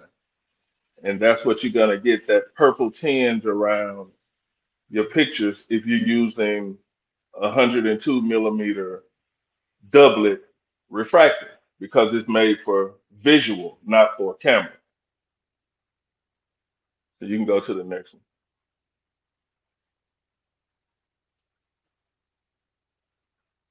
Now this is what's called Markarian's chain. That's the whole chain of galaxies. That everything on there that looks like fuzzy, and the one in the those are galaxies. They're all that's the Virgo supercluster, or a part of it. And that the biggest, brightest one in the middle that's fuzzy like that, that's M86, which is what you call an elliptical galaxy. So that's proof of round galaxies. Those are the largest of all the galaxies. They are elliptical, and they do have a black hole in the center, but they're spherical, elliptical. That's what they call them, elliptical galaxies. And then you also have your edge-on spiral galaxies as well. But each one of them little dots, and even the big blurry ones, all of those are galaxies. It ain't many stars in that picture. And that's called the galaxy supercluster, the Virgo supercluster. Wow. And that's just part of it. It's much, much bigger. But that's just part of it, just a little small portion of it. No, you ain't got that government green screen, bro. Yeah, it's deep. Or you And you got know that that little man. Hold on, stop. At this point, can you please tell us the story about the little man in your telescope? Oh man, I was one of my brother-in-law's best friend. He's a flat earth dude. And I was telling him about, I got my telescope and I was, I can see certain things in it. And he actually told me that that's a little man inside of my telescope changing pictures every time I move it. The man don't know where I'm gonna move it to because I don't even know where the hell I was gonna move it to. But he knew exactly what picture to put up for me to see. So that was pretty interesting to me, and I just, I conceded in the conversation because I couldn't do it. But it tickled me when I think about it. That was very funny. I got a little man inside my telescope with pictures. Yeah, that's deep. But yeah, this here is actually You can go out and do this for Hey, Anthony, yourself. hold on one second. I gotta run in my call. Keep talking. You want me to go to the next one so you can by the time Yeah, you can go to the next one. All right, hold on. Go one more. One more. Right there? Or one more? Yeah, one more. That's just. Oh, okay, that's a good galaxy. Ooh, Yeah, that's a good one. okay. Right. This is another one I took that's a star of Andromeda. No, that's Andromeda, and That's it has galaxy, two satellite galaxies. Damn. Those two fuzzy blobs, one on top and one on the bottom, are two of the satellite galaxies of Andromeda. And you can see the dust lanes within the galaxy because it's a spiral galaxy. It's a little bit bigger than the Milky Way. And you see all the little purple tinge around the stars. That's not the star color. That's just what you call fringing due to the telescope. So don't think that's the natural color of those stars. That's not what that is. That's just a flaw with the telescope. But it took me, that's about 1,500 pictures, single snapshots compressed into one. And you do that so you can bring out the detail in your photos. You know, that's why you do it. If you saw just one shot of it, it looks nothing like this. You'll get the bright center of the galaxy. You might get the brightest part of the two outside galaxies, but that's about it. You're not going to get those dust lanes and all that gas. And each one of these little stars are stars that are in the Milky Way. This is another galaxy. It's 2.5 million light years away from us. So all these little dots are in the foreground of the galaxy. You know what I'm saying? But you have to take that many single shots to be able to bring out the detail in the photo. Because like I say, one snapshot don't do this no justice at all. And the more subframes you have or the more individual pictures you have, you can bring more detail out, the better the detail. And in order for all those stars to be round like they are, perfectly round, you have to have that mount. The mount is the key. I tell everybody the first thing you want to do is get you a mount before you get a telescope, because that's going to determine how much you use that telescope, is your mount. And if you can get you a mount that is already loaded with 40,000 objects already loaded into it, has a control on it, a means of controlling it. Like I said, I use my laptop with mine. And the mount I have, it has over 70,000 objects already loaded into it. So, you know, pick what you want. But the mount is like I said, is the most important thing, because if you can't find anything in the night sky, you're not gonna want to use it. And that Dobsonian is a great telescope, but I wouldn't recommend a beginner to get it, because you have to know the night sky with that Dobsonian. It's a great scope, dog, Q Butter. It's a great scope, man. But if you don't know the night sky, you're in trouble, because it has a long focal length. So it's giving you a smaller section of the sky. So your reference points become, you know, it's kind of hard when you're looking through the eyepiece. But if you can find you something with like I said, a German equatorial go-to mount, you're in business. Because whatever telescope you put on it, you're going to get some enjoyment out of it. No matter what telescope you put on it. I don't care. It don't matter. Anthony, yes, I wanted you to I don't know if you mentioned it. I don't think No, you don't. No, you don't. No, you don't. I don't know if you it should be coming up, don't it, Juju? No. Go to the next one. No, I'm not. Hell no, Juju. Let me say something, please. I wanted you to address. I wanted you to address the telescopes and talk about CGI, and if you indeed have a CGI telescope. Just No, I don't even know what that is. I mean, I have a camera. Like I said, I have a Canon. I have a Canon T7.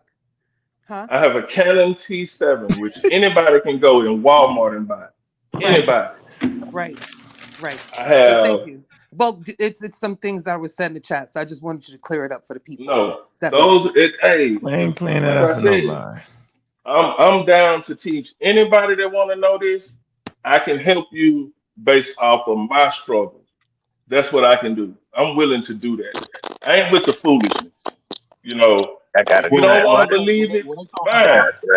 That's fine. But what you're not gonna do is they're talking about the images when they CGI, they talking about the images. Hey, dog, you like cannot talk over somebody like that. Whatever you saying ain't that important to over talk the instructor, yo. You over talking the damn instructor right now. When did they do that? No. Come on. If anybody want to learn this, like I said, I can help you from my struggle, and I'm willing to do that.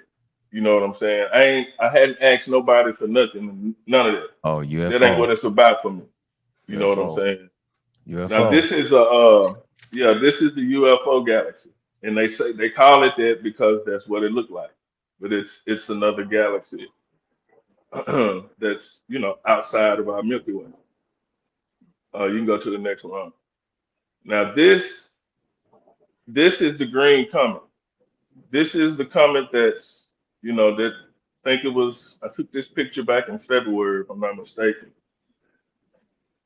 With little more detail and better, understanding of the processes, I could have brought out, a little more detail in the comet. But I did get the actual comet. I couldn't bring the tail out of it because, like I said, I don't do all I do is the stacking, and that's it. I don't go into the other stuff.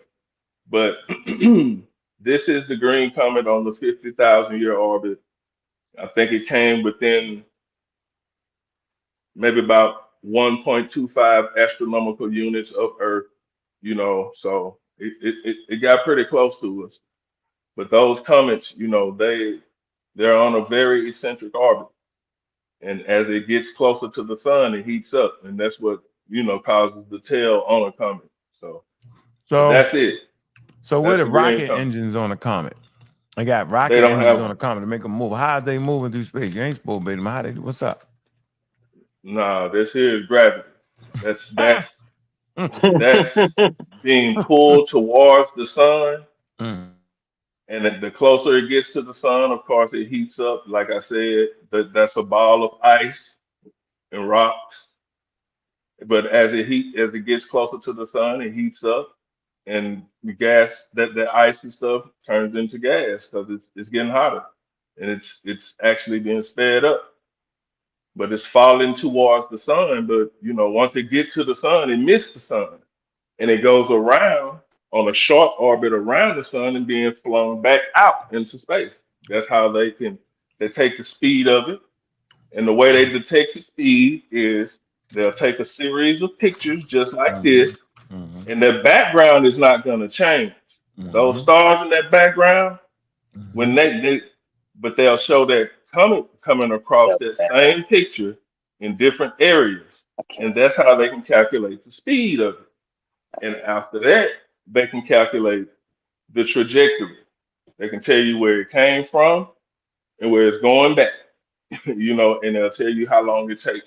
But you have to know the mathematics, and you have to understand Newton's laws to get that. You have to understand Sir Isaac Newton's laws of gravitation, universal gravity, to understand it. So you sent me a powerful text message, bro, about what the orbit is. Remember I said, that the space station is falling towards Earth and it misses it, right? Yeah. And that's part of the orbit. That's what it does. And when it gets a little bit, when it loses a little altitude, whatever, I don't want to use the word altitude. When it gets a little closer to the Earth, they just reboot it again so it can put it right back in the orbit they needed to do. It's amazing, but it's counterintuitive, bro. But when you show the picture of the comet, it makes sense. Like, ain't no damn engine on the comet. Why is this comet still running towards the sun to get shot back out and come back? Because it's stuck in the damn orbit, laser. Let me move forward, man. Shit's crazy. Yeah, you go to the next. Oh, this is beautiful right here. This the see the at this point the conversation should be over with. Yes, it should be. I don't understand. Yeah, I mean, come on, yo. Go ahead, Of yo. course, What we is all know that? that's Is that the a moon. green screen? What is that? Look like 3/4. Look like the 3/4. Yep. Yep, it's not quite full. Yep, not quite. But this one I took with my Celestron, my new telescope, and I don't know. Can you expand that up? Can you blow that up? I mean, just to see the detail, it's just. I mean, it's just amazing, man. If you can.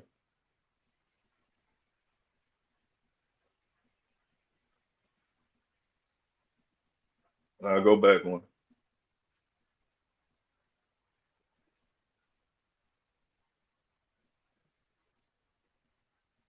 Yeah. I mean, just the detail, man, it just blows your mind. Well, if you can't get it, that's cool. But y'all can go into the Discord and check this out. You can go through each picture and you can look at them all. Now this,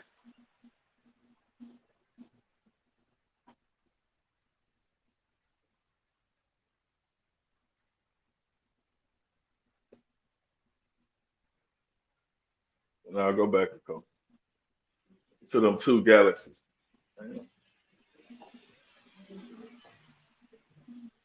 He must fell asleep on the but that's pretty much what I do. All right, hold on. Let me show this one. It's a good one. Yeah, why is it that color? Oh, that's the sun. Right. And it's setting. It's getting ready to set. And there was some clouds rolling in. So I thought, man, that's a beautiful picture. So I just took that. And just know when you're using a telescope to look at the sun, you have to have a solar filter. Never look through anything at the sun without it having a solar filter on it, because you will permanently damage your eyes. That's a fact. So I use a solar filter with this. That's how come I'm able to take a picture of it. But yeah, that's the sun, and it looks red like that because it's low on the horizon, and you have more of the atmosphere to look through. So the red light has the longest wavelength, so it's being scattered, and that's why it looks red like that. It's just only due to it's called refraction in the astronomy world, and it just goes to show you how it's best to look at objects when they're higher in the sky, because you have less of the atmosphere to look through. And one of the analogies that helped me understand that was being in a swimming pool. So if you're in the swimming pool and you look at someone else that's in the swimming pool, they pretty much look clear and focused to you. Maybe a little blurry, but they look focused.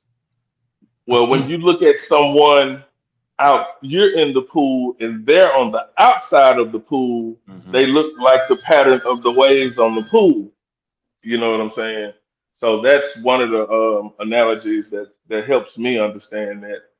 But yeah, that's why the sun looks red at dusk and dawn when it's rising and setting, is because the light, the red light is being scattered more than any other light due to the atmosphere. And when the sun is up high, the blue light is being scattered. That's why the sky looks blue. It's not because of reflection of water. If you go to the ocean and grab you a glass of water, I guarantee you that water gonna be clear or dirty or whatever source of water you use. It ain't gonna be blue. I can promise you that. Promise you it won't be blue. And that's something anybody can go do. So the sky is not blue because the ocean's blue. No. The sky is blue because the blue light from the sun is being scattered.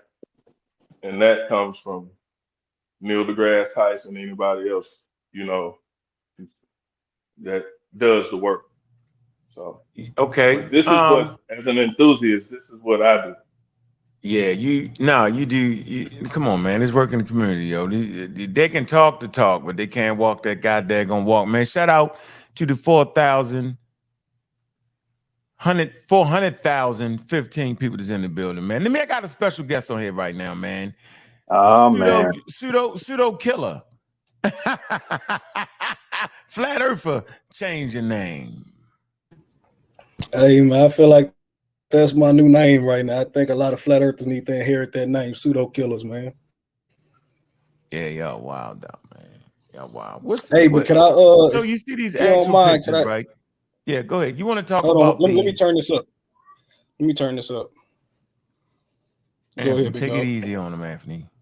So you want to talk about and look, real talk. Let's handle this as men today. I'm not gonna insult nobody, don't insult me. Let's handle this as men. Shout out to all the ladies. Men insult each other all the time, yo, because I'm definitely a man, and if you talk too crazy, I might just insult you. So we can insult each other. I'm good. I ain't got a reason. I'm coming with intellect. No, we good. We ain't. And you know, come on, yo. I'd say we could insult each other. Yeah, come on, y'all like that sometimes. Long as the whole thing ain't that. So go ahead. What you got? You're a flat earther. Absolutely. You know, we on the House of Consciousness. And look, man, I've been addressing a lot of people. I've been addressing a lot of people in the comment section. I really don't think they really getting what I'm trying to express to them. So I want to say it to y'all. All right, go ahead. So converters. The debate last night was about gravity. So what Sanchez said was that our biggest thing in the flat earth community is showing proof through experimentation. It could even be a mental experimentation, but as long as everybody can do it, it can be reduplicated, repeated. We can go ahead and cross it off as good, right? Cool. No, I can't let you do that. No, you can't. But go ahead, because we talking science. Just because you duplicate something in your head, that's nothing in science. But I hear you. But keep going. Right, and I'm gonna give you I'm gonna give you a thought experiment, because Einstein, that's how he came up with the bending and warping of space-time, was through a thought experiment. It wasn't through an actual experiment manipulating space or time. So just so you understand that. But getting to the point. So no, we're not gonna do that. He used mathematics. Don't do that. Don't do that. He used mathematics to prove the bending and warping of space-time. Get him, Prink. Where you at, Prink? Yo, come on. All right, now let's stop. Now listen.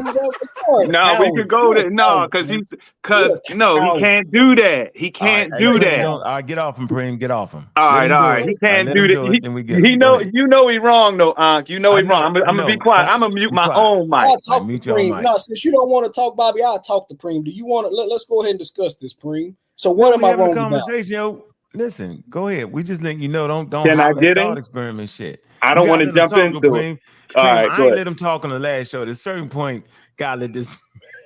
All right, I got you. I shut my mic off. I'm give it to whoever, man. I got facts over here. I'm not worried about the. No. I just want you to know. Don't play the thought experiment game over here. That's crazy for me. You need to acknowledge. You need to acknowledge that gravity was a thought experiment without experimentation. Or what you can do for me and the audience, which will kill me right now, is name the experiment, just like how Henry Cavendish has the Cavendish experiment, which you didn't know about until Bro Sanchez put you on last night. So can you name the okay, cool. So can you name the experiment that Sir Isaac Newton or Einstein did, or say actually it was a thought experiment, and take what you just said back? Can I go? Yeah, you can go. All right. Because he can't go. Because Bobby is scary, dog. You ain't worthy. I'm not scared. I promise you. You my man. Listen, hold on. Everybody, listen. We the new pseudo killers over here with this gravity stuff, man. Hey, listen what I'm saying right now. Listen, I'm not a scary guy. You're swinging. Listen, I'm not a scary. I'm not like y'all. Y'all gotta be the one. Right? If you think I can't explain it because you ain't listening to me, then let somebody else explain. I'm cool with that. See, I don't gotta have the attention because science is a team. So we actually have a team, and that's the shit that everybody always get mad at. So if you want that answer, right? I told you what my answer was. So let Preem talk to you. Go ahead. I'm not. Wait a minute. What was your answer? What was your answer? About what? About what? About what was the scientific experiment? I didn't know about. I'm saying No. I don't like when a person gives me a scientific experiment that proves my point, then get mad at me because I ain't know. I mean, I really appreciate you telling me about something to prove my point. So I don't know what's your point. Why would you bring something up to prove my point? You don't fuck with gravity, so why use the experiment? Why ask me about it? Because you're trying to trick me somewhere along the line. You trying to trick somebody. I'm gonna say this real slow for you. This man last night, Sanchez, this man right here, JP, brings up an experiment that proves gravity and then get mad at me. What the hell do y'all be eating over there, yo? This is the funny What's thing, your point Bobby. hold on. What's your point for bringing it up, though? Sir, Absolutely. all jokes aside. I got you. Here's my point for bringing it up. You don't know about it, and you're still trying Nobody to act cares about the Cavendish experiment. We don't care. We don't care. Jolanda, you know you about to get it if you open your mouth about some intellect. So cut it out and let them in. Hey, happy Mother's Day to you, baby. Happy Mother's Day to you. But no, that was not low. I didn't say nothing low excited. You're gonna get it on some intellect. That's what I said. You did? I know. I just do. Listen. Happy Mother's Day, Jolanda. Bro. Now back bro. to you, Hey, bro. I'm not gonna get off you until you clarify yourself. Cool. Stay on my point. The reason I brought up Cavendish, go ahead. Cool, was to show this man, for one, he didn't even know what it was till last night. And if he would have brought it up, then we would have slam dunked on him again, because we can prove that Cavendish had nothing to do with the bending and warping of space-time. It was trying to prove that matter attracts matter, Newtonian gravity, which this man here can give you two. Go ahead. I'm saying, did it? Did what? Did the experiment work? Did the experiment work? No, there's no experiment. Let me explain why. So what are we reading? So hold on. So what are you reading though? I just want to be able to read what you're reading. Is that fair?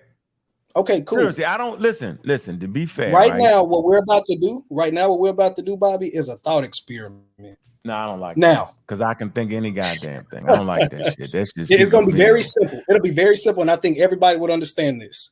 Matter attracting matter. I'm matter, you're matter, this bed is matter, this computer is matter, everything around you is matter, the air is matter. The computer's moving towards you right now, though. You do know that, right? That's very looking at is moving towards you. Did you know that, right? And so this guy's pseudo, and y'all see the representative of the HOK is super pseudo. You see this nigga pseudo. I'm telling you, the computer's moving towards you right now. Yeah, I promise you, and the computer's moving towards you. Y'all see this nigga pseudo. He ain't got nothing but jokes, no intellect for you. I'm not joking, yo. Look, yo, what's this? Your computer's moving towards you right now. There you go, Bubbles. Look at y'all representative for the HOK. That's why I'm a pseudo killer, man. This is why we taking over y'all shit. This is why y'all No. This is why this man should be demoted. Hey, yo, what demoted? That's why intellectually, yes. Demoted. Intellectually, yes. So why the bubble though? Hold on, why the bubble though, yo? Why it ain't form a flat object? What happened? I'm just asking, why a bubble, yo? I have no clue. Go ahead, explain. So since you don't got no clue, that means none of this shit you was talking about private. See how you see? It's called surface tension, bro. Okay. Anyway, I want to know why didn't it form a flat object though? See, that's the reason for the bubble. I shouldn't have made it kill y'all with the bubble. I didn't even have to say it, yo. Listen, it's just liquid. Look, it's liquid, bro. It is liquid. Okay. So I just want you to know that a spherical shape, okay, is like high level economy, meaning it is the surface area, right? It is very put together. Meaning, if I was to go to a food market, right, and replace all the boxes on the shelves with spare containers, yo, do you know how much space I would save, yo? It's very economical, yo. So nature, right, uses a most economical shape. Less material. Hold on, Doc. Less that, and it's serious, yo. So listen, that's why it didn't make a flat motherfucking thing. See, nature just did that. I didn't do it. I shot it out, and it made it. It ain't not unless you think I got a whole thing full of bubbles in this motherfucker. I don't. I got a liquid. Okay. So why does a liquid? And watch this. So you don't know. It's called surface temperature. I mean surface tension. The same reason those balls are formed. Why do balls keep popping up? Look, yo, look. I ain't making this up. Look, seriously. I'm gonna let you rock. I'm gonna shut up and let you go hard. Nope, hold on. I'm gonna let you go super hard. I give you my word as a man. I'm gonna mute out and then we're gonna beat the brakes off you. Look at this right here, yo. Why is this happening right here, dog? Damn, hold on. Look, can you see this shot tower? Look, that's the metal pouring through. How a shot tower works, ladies and gentlemen. Look, why is this occurring? Look, so they pour the metal at the top of the tower, and as it falls down, it forms a ball. Why? Why don't it form a flat object? And then it falls into the water and hardens up, right? Why? What? It's called, come on, man. Why is nature doing this, yo? But at no point can you show me nature. Look, nature actually putting together some flat shit. You can't do it, yo. So maybe it's me. That's all I'm saying. Show me that forming something flat, dog. Like, I done showed you two things, right? I can show you a billion cosmic objects. We just went through the catalog, Space Age catalog. We ain't finding nothing flat. I can go to the meteorite belt, all of that, dog. Like, so I get it. It's the flat spaceship crashed into the goddamn Earth hypothesis. I get it, yo. So go ahead. I'm going to mute my mic, and then Preem, we're going to give him, this we're going to do, Preem.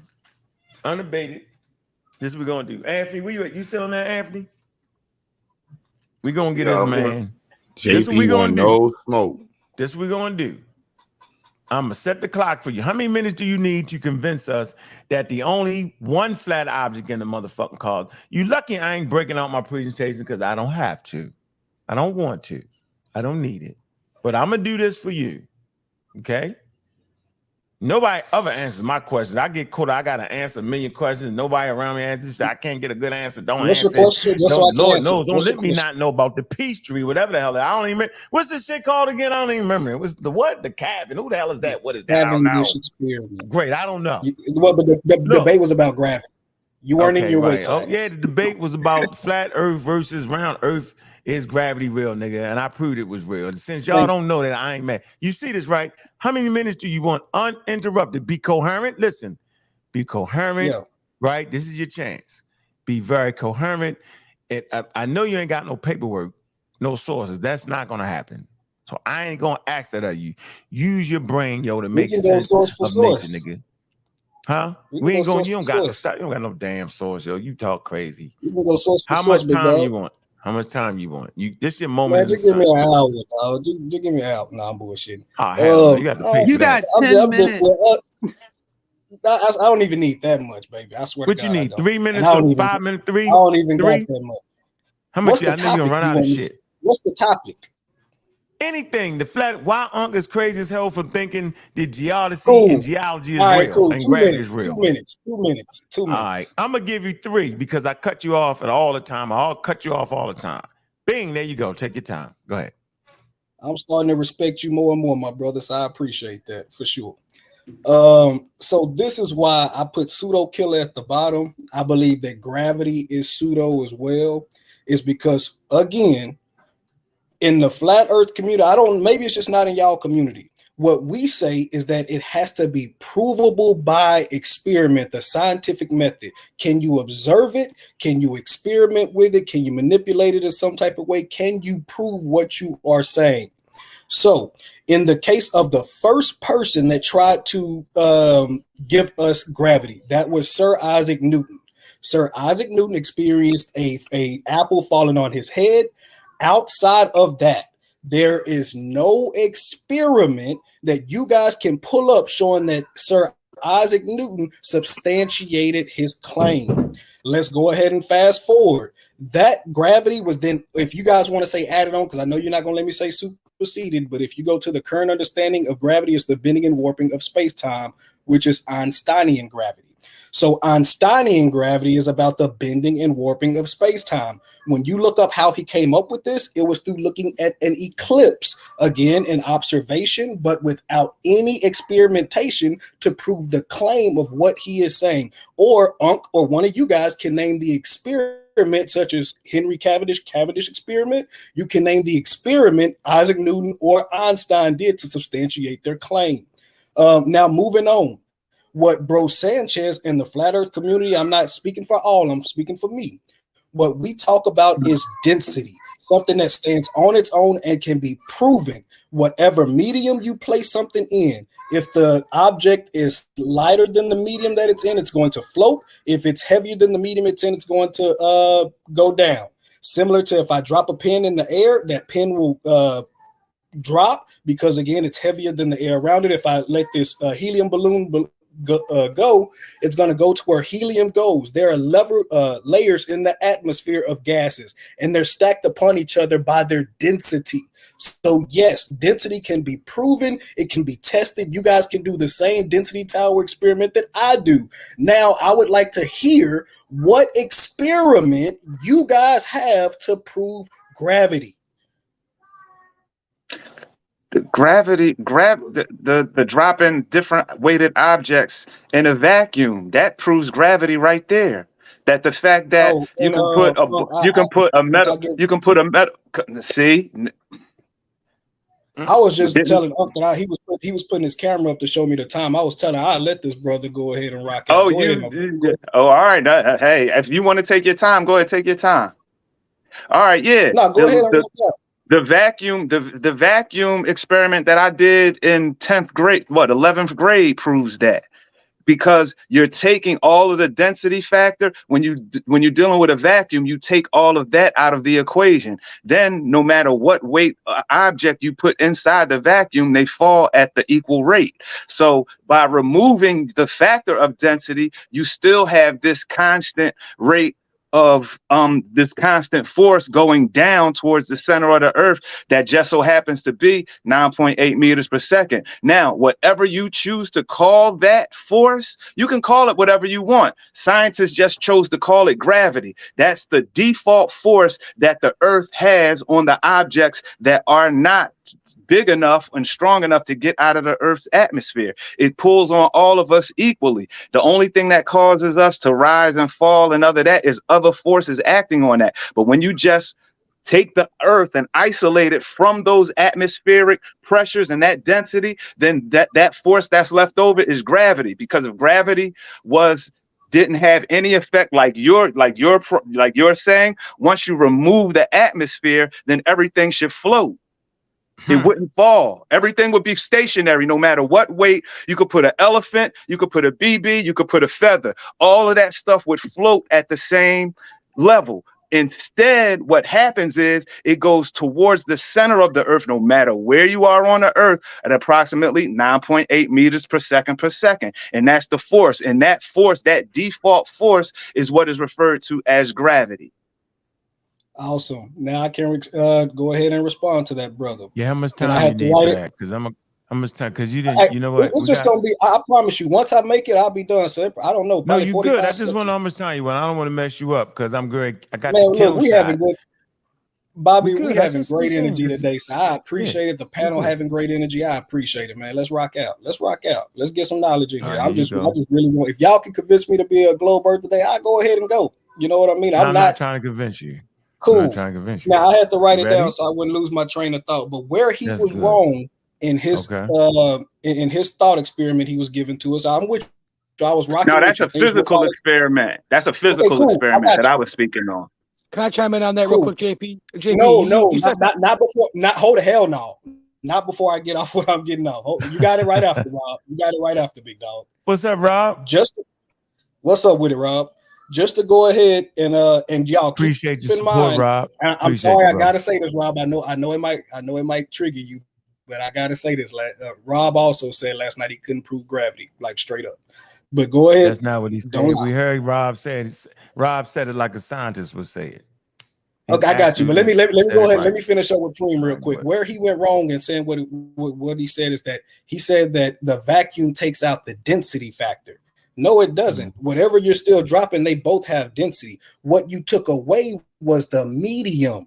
Just like if something drops in water, it drops at a different rate than it drops in air, then it drops in a different rate in honey. I don't know why you're shaking your head. This is facts. Like nothing I'm saying is a lie. No matter if it's the medium, it is the medium that depends how fast something falls. Here on Earth, that we actually have an atmosphere because we're not in a vacuum with no medium. We're in an atmosphere. So with that atmosphere, things fall relatively at 9.8 meters per second squared. It doesn't always happen. No, it doesn't. No, it doesn't. Listen, that's the let me that's make the my thing. point. I let you rock, bro. All right, go ahead. You're right. Let me land my plane. On Earth, it does not always fall at 9.8 meters per second. Sometimes, I'm sorry, not sometimes. Every time you drop something that is lighter than the air around it, density comes into the equation, and now it rises. Any gas you let go, anything that you let go that is lighter than the air around it, it goes up. Anything heavier, it goes down. Again, proving density. This is not proving gravity at all. Listen, okay. Now listen one more time clearly. Once you remove the atmosphere, there is still a downward force on everything that has mass. Every single thing that has mass. Hold on, brother. I'm trying to explain it clearly. Listen, you're saying that the density of the atmosphere is the causal factor for the attraction. Listen to what I'm saying. When you remove the atmosphere, you're removing that factor, and there is still a force on everything an equal force on everything that has mass, causing it to fall towards the center of the earth at 9.8 meters per second. Now, the reason why that's important is because because in your worldview, in your paradigm, it's the atmosphere that's causing the attraction. What the experiment shows is that even if you remove the atmospheric conditions that you're talking about, things will still fall to the Earth's center. Again, listen to what I'm saying. The factor that you're saying is causing the falling, right? Because you're saying it's the density. When you remove the density, how do you explain that things still fall at a consistent rate, no matter what the mass is, and to the point where that no matter what object you place in the vacuum, it still falls at this consistent rate?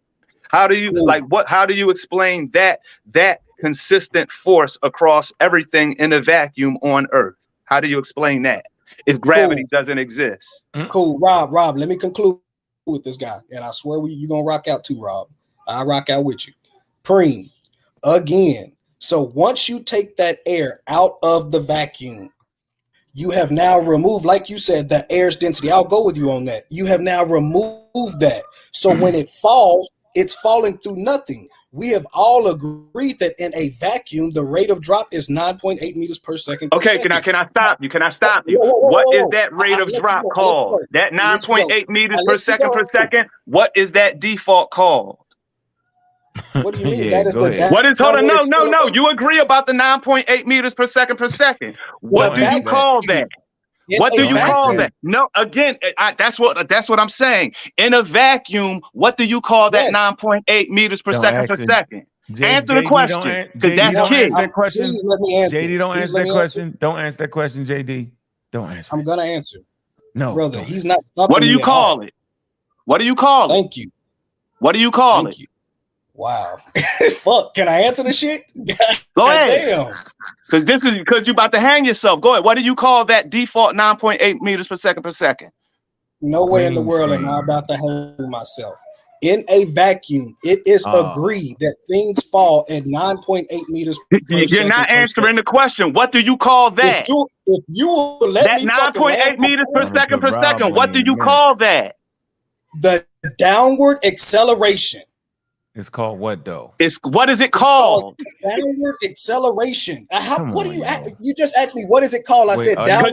Because you know what? Because you agreed to it. Because you know what science calls that. Yes. What is science? That you agreed to. That you agreed happens. Do you know what science calls that? Science calls that gravity, brother. Yeah, come on, Jay. That's gravity. The thing that you agreed to, that 9.8 meters per second on Earth in a vacuum. Yeah, that's gravity. Was it like that's literally it?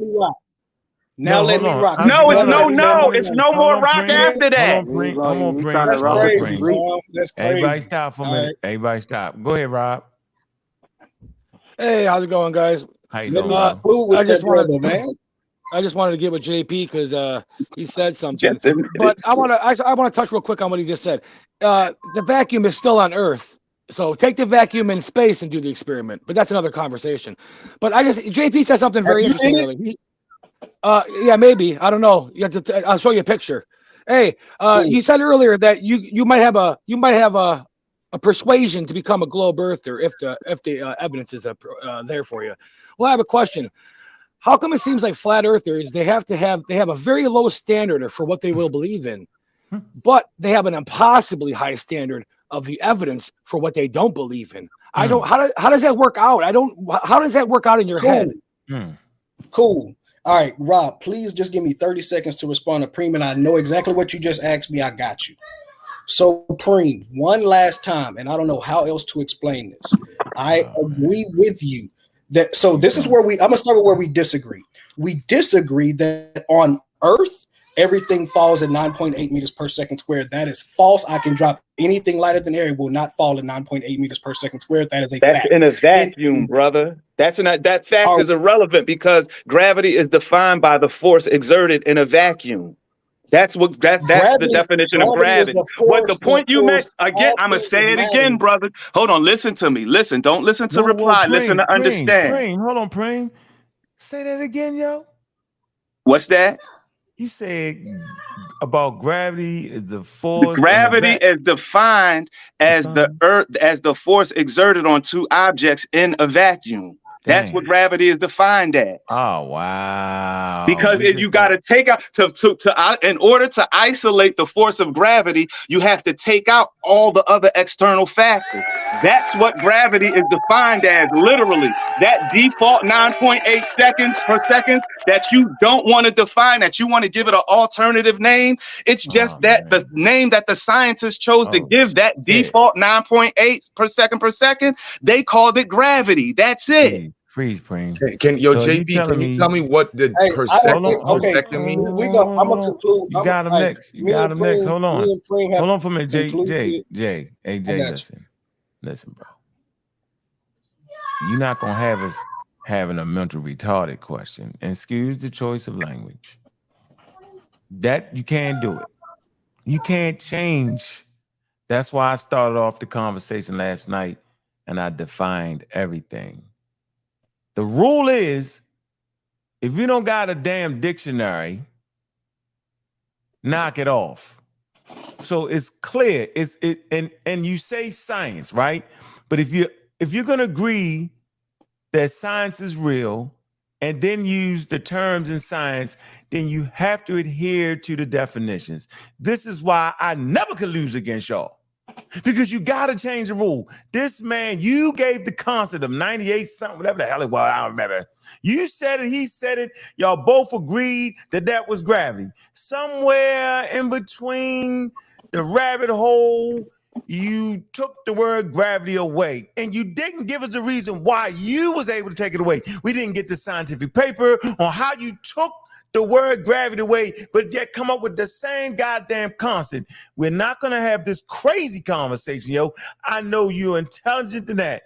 Can you please stop doing that wild thing you're doing right now that mystically removes shit, dog? Like, we not stupid over here. We not operating off of belief operating systems, Joe. You can't tell us like that. This is a different environment. I get it. We don't do a good job all the time that you talk. Thank goodness you're on the House of Conscience. You can talk. But I'm saying, yo, don't slap me in the face and say, I didn't slap you in the face, yo. So there's something weird going on, Rob. Not the fact that you think the earth is flat. No, I get that part. But the fact that we slowed it down, we gave you time to talk. Y'all both agreed on gravity or 98 point, whatever the hell it is. We were like, yeah. And then somewhere you made it disappear. So why are you making gravity disappear? What? No. Why are you making the word disappear, nigga, from that 98, whatever the hell? Yo, I'm just saying, it help us out, yo. All right. Thank you. Let me help you. Cool. So I just want to make sure that I'm debating the right gravity with Preem right now. Preem, are we talking the bending and warping of space-time, or are we talking that matter attracts matter? Listen, brother, that's a semantic argument that I don't want to get into. No matter whether, hold on. Let me explain, because no matter where you go through, no matter where you go, whether it's Newton or whether it's Einstein, we're on Earth. So the Newtonian, we still to this day use Newtonian equations on Earth. Hold on. Let me finish. The only where Newtonian physics and Einsteinian physics disagreed was the macro. We're talking about outer space. On Earth, that 9.8 meters per second, that comes from Newton. So again, it doesn't matter. You're making it this. Hold up. You're making it. Hold up. You're making a distinction without a difference, and it sounds good to people that are ignorant. The people that actually understand basic physics and basic mathematics, they know that what you're saying is an irrelevant question. Because it doesn't matter. Because hold up, brother. Because we're talking about the experiment. Hold on, brother. The experiment we're talking about is the Earth's gravity. We can prove that within the Earth's atmosphere. We don't have to deal with space-time warping and all of that. That's not even a consideration for this discussion. Leave it right there. On Earth is gravity 9.8 meters per second square for everything. Yes. That's fucking false. If I let go of a balloon, will it fall at 9.8 meters per second? That's because of the atmosphere. Hold on, brother. You're adding in another. Hold up. Let me finish. You're adding in another factor. You're adding in the atmosphere. We're talking about gravity. If we're going to talk about gravity, let's talk about gravity. Don't bring in the atmosphere. Preem, hold on. Stop. Talk about it on Earth. Stop. Listen, bro. AJD. You doing it? Thank you. That's you crazy if you don't understand what I'm getting at with this. Look, you're actually doing it again. I asked one question. On Earth, does things fall at 9.8 meters per second squared empirically on Earth? No, is the answer. Yes. You talked about a balloon, bro. That's a fucking lie. You did. You said something about a balloon, yo. Exactly. It doesn't fall at 9.8 meters per second squared on in Earth. A vacuum, it does. Preem, stop. We're not in a vacuum, sir. Preem, stop. Everybody stop for a minute. What don't you understand about that? We're in an atmosphere. No, okay, you fine. We get that. We're not in a vacuum, right? And you're right. It doesn't fall. But I want you to know that there's a reason why it doesn't fall. Are you trying to be funny? Hold on. Q, do you want to tell this nigga why a helium-filled balloon don't fall? I mean, can you please do that? Hey, Q, come on, Q. JD, don't play Q. I can explain it. Well, I did it last night. Hold on. Right? Y'all playing funny. You know what I'm saying? Like you being funny. Like, how the hell does the rain? How did the water get in the clouds, my nigga? For the same reason your balloon will float. That's why you lost. You suck at proving stuff. I did. No, guess what I did for you. Guess what I did for you. It's obvious that whatever helium is made out of, yo, is actually lighter in the air, yo. Density. There you go. Welcome to flat Earth. That's fine. Listen. No. Listen. The same. How is ocean water ending up in the clouds, yo? Explain. Density. Welcome to flat Earth. That's fine, right? Right, but not it's each a cube says it all the time. The effect on gravity is the individual molecules, but the molecules is lighter than the goddamn force of gravity pushing it down, so it goes up. Now watch this. Why does it come back down though, bro? Come on, helium never comes down. Helium never comes down. So you trying to tell me? We talking about that's no helium doesn't. That's water. You talking about water? Don't get in. Let's not get off on a tangent. Talking about water. He said no. His statement was that why does thing come back down? And I said helium doesn't come back down, and he said it does. I did not. I was talking about the rain. He was talking about water. You confused it. Oh my God. We were past that. He agreed with me that was density. He agreed with me on that, and then he said that. Why does the water fall? How did the water get up there in the first place, How did the water get up there in the first place, yo? You ain't never seen the ocean dive up in the clouds. No, hold on, Preem. He's stuck, Preem. Dude, how the fuck do the ocean get up there in the clouds, yo? How? What's the heating and cooling? I don't know the name. I don't know the name of it, but you guys know what I'm talking about. Listen, for the same thing. Listen, this is what we're doing right now. If you want the science of how it happens, No, listen. Yo, the thing it proves our point, yo. A fucking helium is supposed to do that. That's the point. Like, you tripping. That doesn't kill gravity. Gravity's supposed to pull it to the center of mass. No, wait a minute. No, it's not. How about a bird, nigga? Why can a bird fly, It's yo? supposed to pull it Just too. because a bird can fly, JD, doesn't mean gravity disappeared. It means that the force that a bird creates with his wings allows him to defeat gravity. That's it, bro. That don't mean gravity just disappears. Oh shit, here come a bird. All right, He's gonna disappear. The point You he was being proving funny. to you. Listen. I'm gonna be quiet. You being funny. I'm not being funny with you. I'm not. Get to this little weird spot and you make up some shit.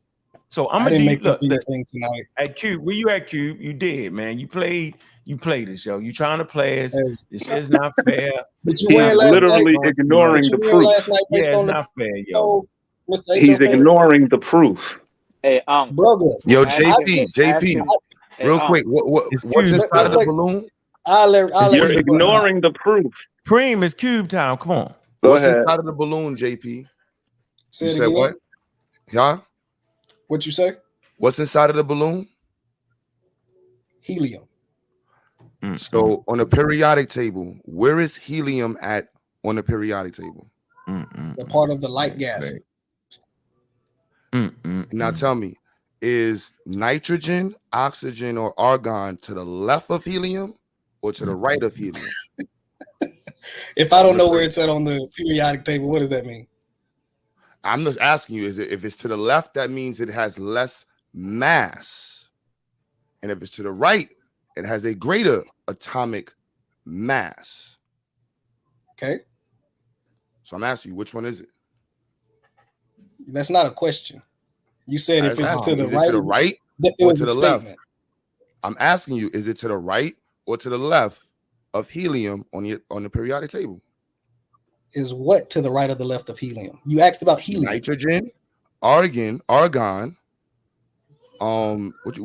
oxygen. Make your point, brother. Please make your point. What is our atmosphere made out of? Say it again. I just named the three main components of our atmosphere. Since you're talking about the atmosphere, the three main components of our atmosphere: nitrogen, oxygen, argon. My point was that the lighter gases go to the top. Is that a false or is that true? I'm asking you, which one is lighter? You said denser before. So when you're saying, if you're saying it's lighter, how do we know it's lighter? I will answer you now. I don't know which one is lighter, but I can tell you based on the law of density that whichever one is lighter, it's gonna be honest though. So now shut up, you can't talk no more. That's how y'all did me. Oh, you don't know that? That's over with. So it's over with, dog. See, there you go. You lost the conversation. You don't know what you're talking about. You're a coward, dog. Now you're getting back to the coward status. Don't do that. Don't do that. Don't get back to the coward status. Listen, I don't mind being a coward.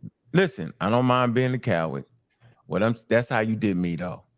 Just for the record. Okay.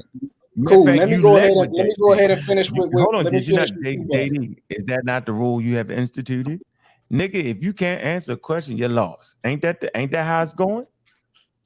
You did me. You said I couldn't answer the I can't. What's the name of it, yo? You know it. Cavendish. No. I said the fact that you did not know about that debating about gravity showed your weight class and that you were not ready for that debate, and that's part of the reason why you lost. Okay, so why would you know about a failed experiment? Is because you don't know that. Ooh, who said the failed experiment? Who said that? You said it's a failed experiment, so why would Unc need to know about a failed experiment? I thought you was agreeing with me. I was about to say shit. No, I'm not agreeing with you.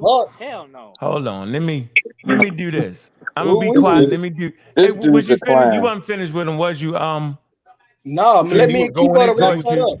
Go ahead, Q. Let me and Q Butter wrap that up. So just to go ahead and answer Q's question, I don't know if argon and helium, which one is lighter or not, but I can tell you that based on the law of density, that whichever one is lighter is going to be higher in the sky than the other. Thank you. You just proved this shit. This is stupid. I'm proving density. A balloon is now it's filled with gas. So we're talking about gases, right? So yes, can we talk about solids now? So is it safe to talk about solids? Let's do it.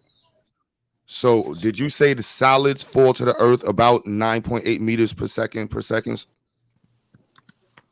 No, I said in a vacuum, we have concluded that things fall at 9.8 meters per second squared. However, what about on Earth, not in a vacuum? Okay, on Earth, we cannot make that same claim because just like me and you can visually see an experiment with anything that we let go that's lighter than the air's atmosphere, it rises, it doesn't fall. Fact. So what about things that are solid? That only applies to things that are gases. Feathers. There's a drag force. We agree that there's a thing called drag force in air. We agree that there's something called air. We agree that there's air. A balloon is a solid with gases in it. A balloon is a container. Bro. Which makes it solid. It's rubber. It's a rubber container. It's a solid with gases in it. You cannot tell me we're disagreeing on that. We're definitely disagreeing. That a balloon isn't solid? A balloon is filled with air. Right. What the fuck? It's not solid? What is it? We're talking about the pressure of the we're pressurizing it, right? Gas. So is your tire in your car? So would you say the tire in your car is solid? Right. It's a rubber, yes.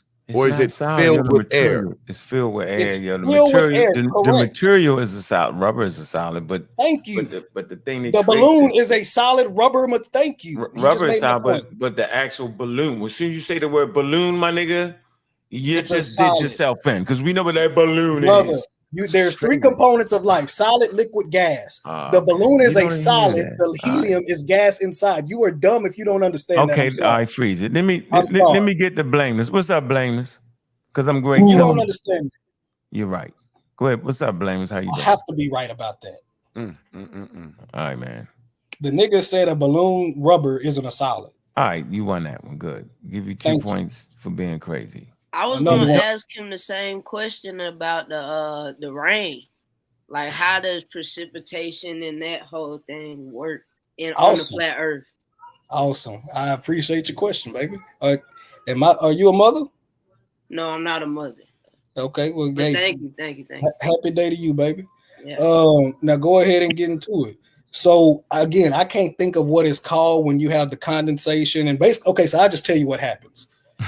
Water on the ground gets heated up to a gas. That gas is now lighter. So when it's on the ground, it's heavier than the gas around it.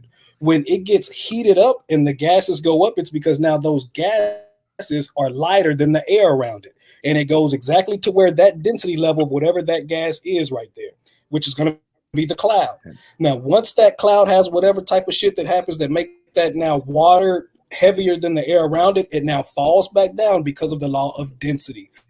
Now, I would like you to explain how that I would like for you to explain how that same thing happens just based on gravity. There is no law of density. I explain that just based on density. I would love to hear. No, you're lying now. You're lying. Only this person. Please don't help her. I would like to hear this person. No. I literally was just asking a question. Stand on your own feet. Stand on your own feet real quick. I'm interested in like the theories of the flat Earth. So like there's no theory. That's not a theory. This is not a theory. That's provable. But the water flat going Earth into is the a theory, atmosphere and coming down is no theory. The flat Earth is a theory, though. Well, we were proving last night that gravity was a theory. This is why your HOK representative lost. No, you just admitted gravity existed. I did not. You are a fucking liar. You don't want to repeat it. Didn't we agree that that in a vacuum that everything falls to the center of the Earth at 9.8 meters per second squared? Didn't we agree to that? Brother, if you're saying that makes me say didn't we agree to that? No. I'm asking, did we or did we not agree to the fact? Man me into saying that I said gravity. He's gonna straw man. No, okay, all right, okay. This is why. Okay, hold on. No, didn't we agree that? Hold on. Didn't we agree that? What things fall at 9.8 meters per second squared in a vacuum, which it does, which we can all prove downward acceleration in a vacuum. He's saying that I'm now believing in gravity. Hold on, wait. No, okay. So now, what do you call that 9 point? Phenomenon does not happen on Earth. I can prove that same phenomenon does not happen. Downward acceleration. What do you call that? What do you call that 9.8 meters per second per second? What do you call it? Okay, and to the sister, I'm gonna explain this one more time, and I hope you understand me right here, because these brothers obviously do not. So I'm gonna try to explain it to you. Depending on the let me try to explain it, Preem. Let me try to explain it. Depending on the medium that something is in, it is going to fall at a certain rate. Here on Earth, things fall at all type of different rates. Again, if I let go of a balloon, what happens? Okay, if I let go of a rock, what happens? Medium? I'm tired of y'all medium need to death. Y'all have done that too much now. Go get a paper on me. What do you mean by medium? Dog, I'm tired of the medium. Water shit. is a It's medium. like a trick word now. I'm tired of cavish, shavish. I'm tired of. Matter of fact, I'm getting them out of here. Ladies and gentlemen, it's over with. Mute them out. I'm wrapping this up. I'm tired of you, bro. I'm done. I'm getting you out the game. He won't answer. He just admitted medium it. to death. Come on, Preem. He's done. I'm putting him out of his misery. I'm tired of it. He literally admitted it, but don't even know it. I'm tired of it. Here you go. He's too dumb to realize he admitted it. Everybody mute out. He's done. I'm tired of y'all, man. The cabbage dish. Sometimes I just sit back and say, man, they're using cabbage experiment too much. They're using medium too much. That means they're tricking us. Let's read about what the cabbage experiment is. I'm out of here. Y'all have a good night. Are you gonna run now? Are you running now? Are you gonna run? Brother, you ain't gonna let me finish shit. Yeah, I'm gonna give you 3 minutes. Hey, I'm gonna give you 3 minutes to again. everybody. His time is up. He's been letting you run the whole show, JP. You better run, JP. You better run, JP. You in trouble, JP. There you go. Now watch this. I knew it. See, when they get real hot, when they know you got them, they disappear. He was supposed to leave. Because what did he keep doing from yesterday to today? They cabbaged us to death. I say they didn't say it about 10 times now. Then when they get to the 15th time, I'm going to actually look it up and see what it is. Because we got a rule around here. Bobby, they was trying to nail you to the cross with it. They thought they was going to have a chance to nail you to the cross with it. That's why they so mad. That yeah, but you can't say it 15 times, though. Once you say 15, 16, 17th time, right? Now I gotta look it up because I have a very excellent level of comprehended shit. And remember that little game everybody played with the gravity and the Newtonian physics and the Einstein and how to disprove all that? Well, let's see. And let's start off with the cabbage shit, since he gonna cabbage dish me to death. It says it right here. It says the cabbage dish experiment in 1797, 1798, by English scientist, right, Henry Cavendish, was the first experiment to measure the force of gravity. Am I just tripping? Exactly. Now, if it wasn't no gravity, how could they measure that? What? I keep telling y'all, man, they do the same thing that Rizza Islam do. Let me let this person in. They do the same thing that Rizza Islam do.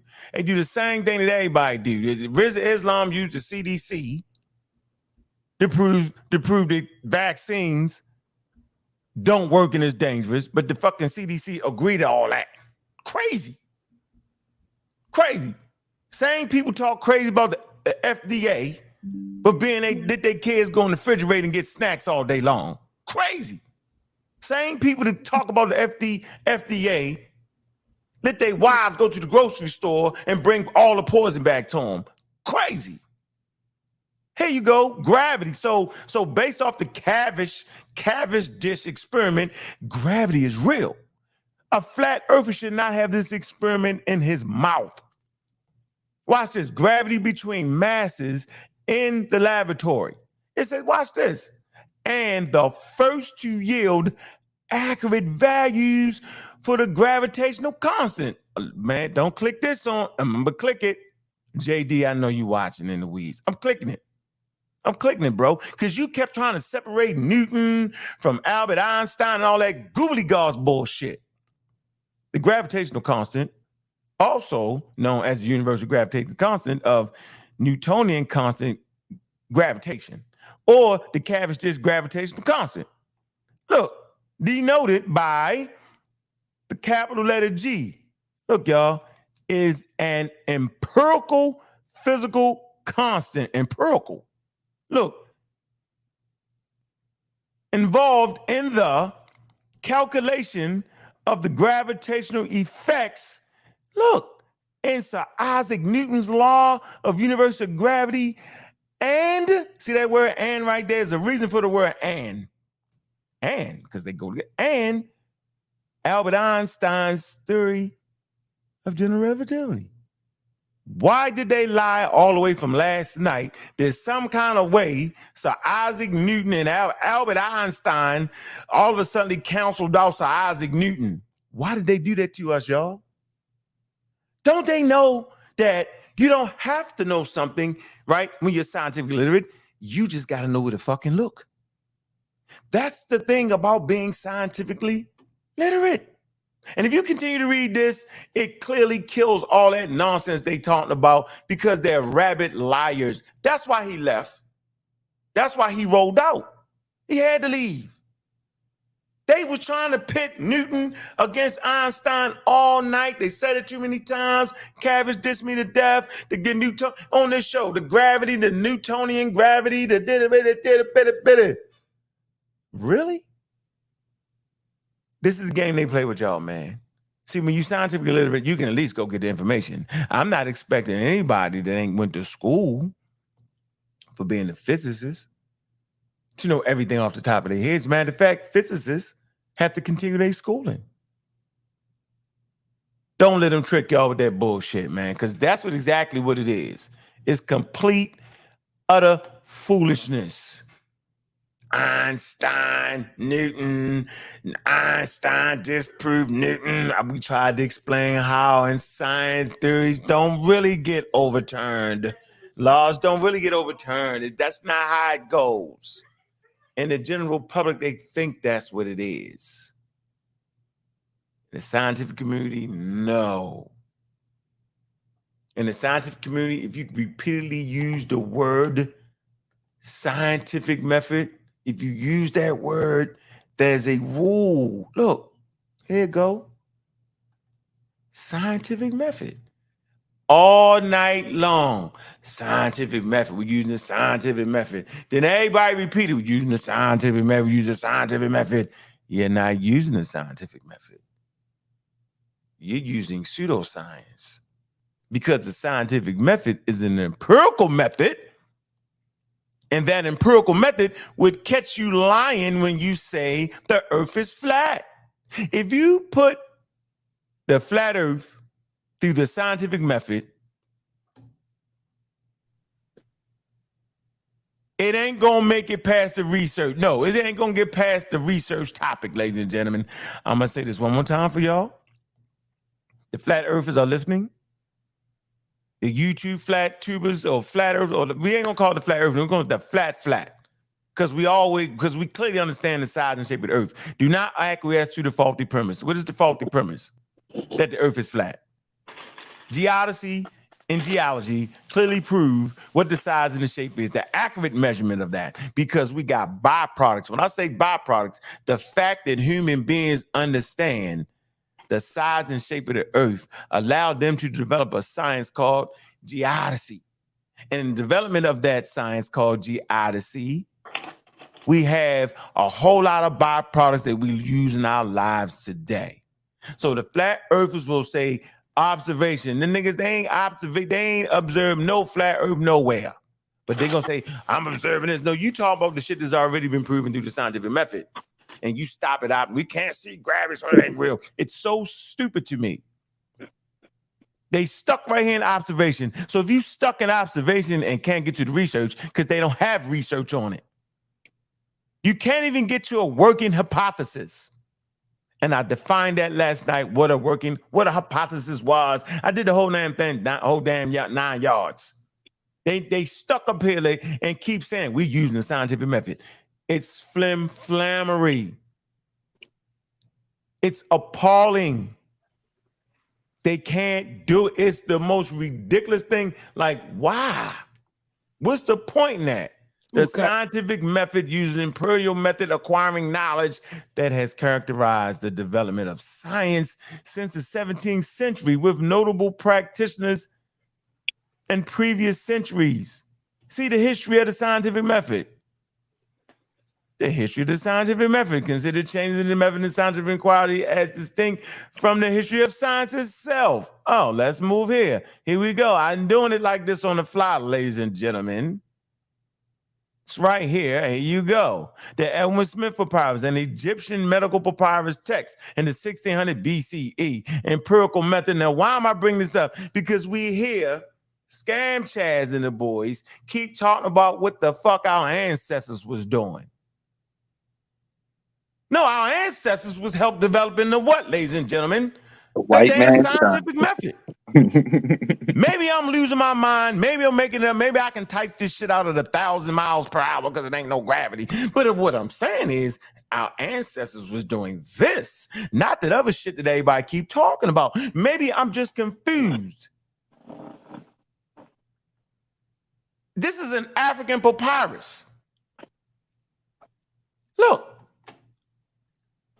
Early methodology. Maybe my eyes. Maybe I got the little green man on my eyes. Maybe it's a green screen or something.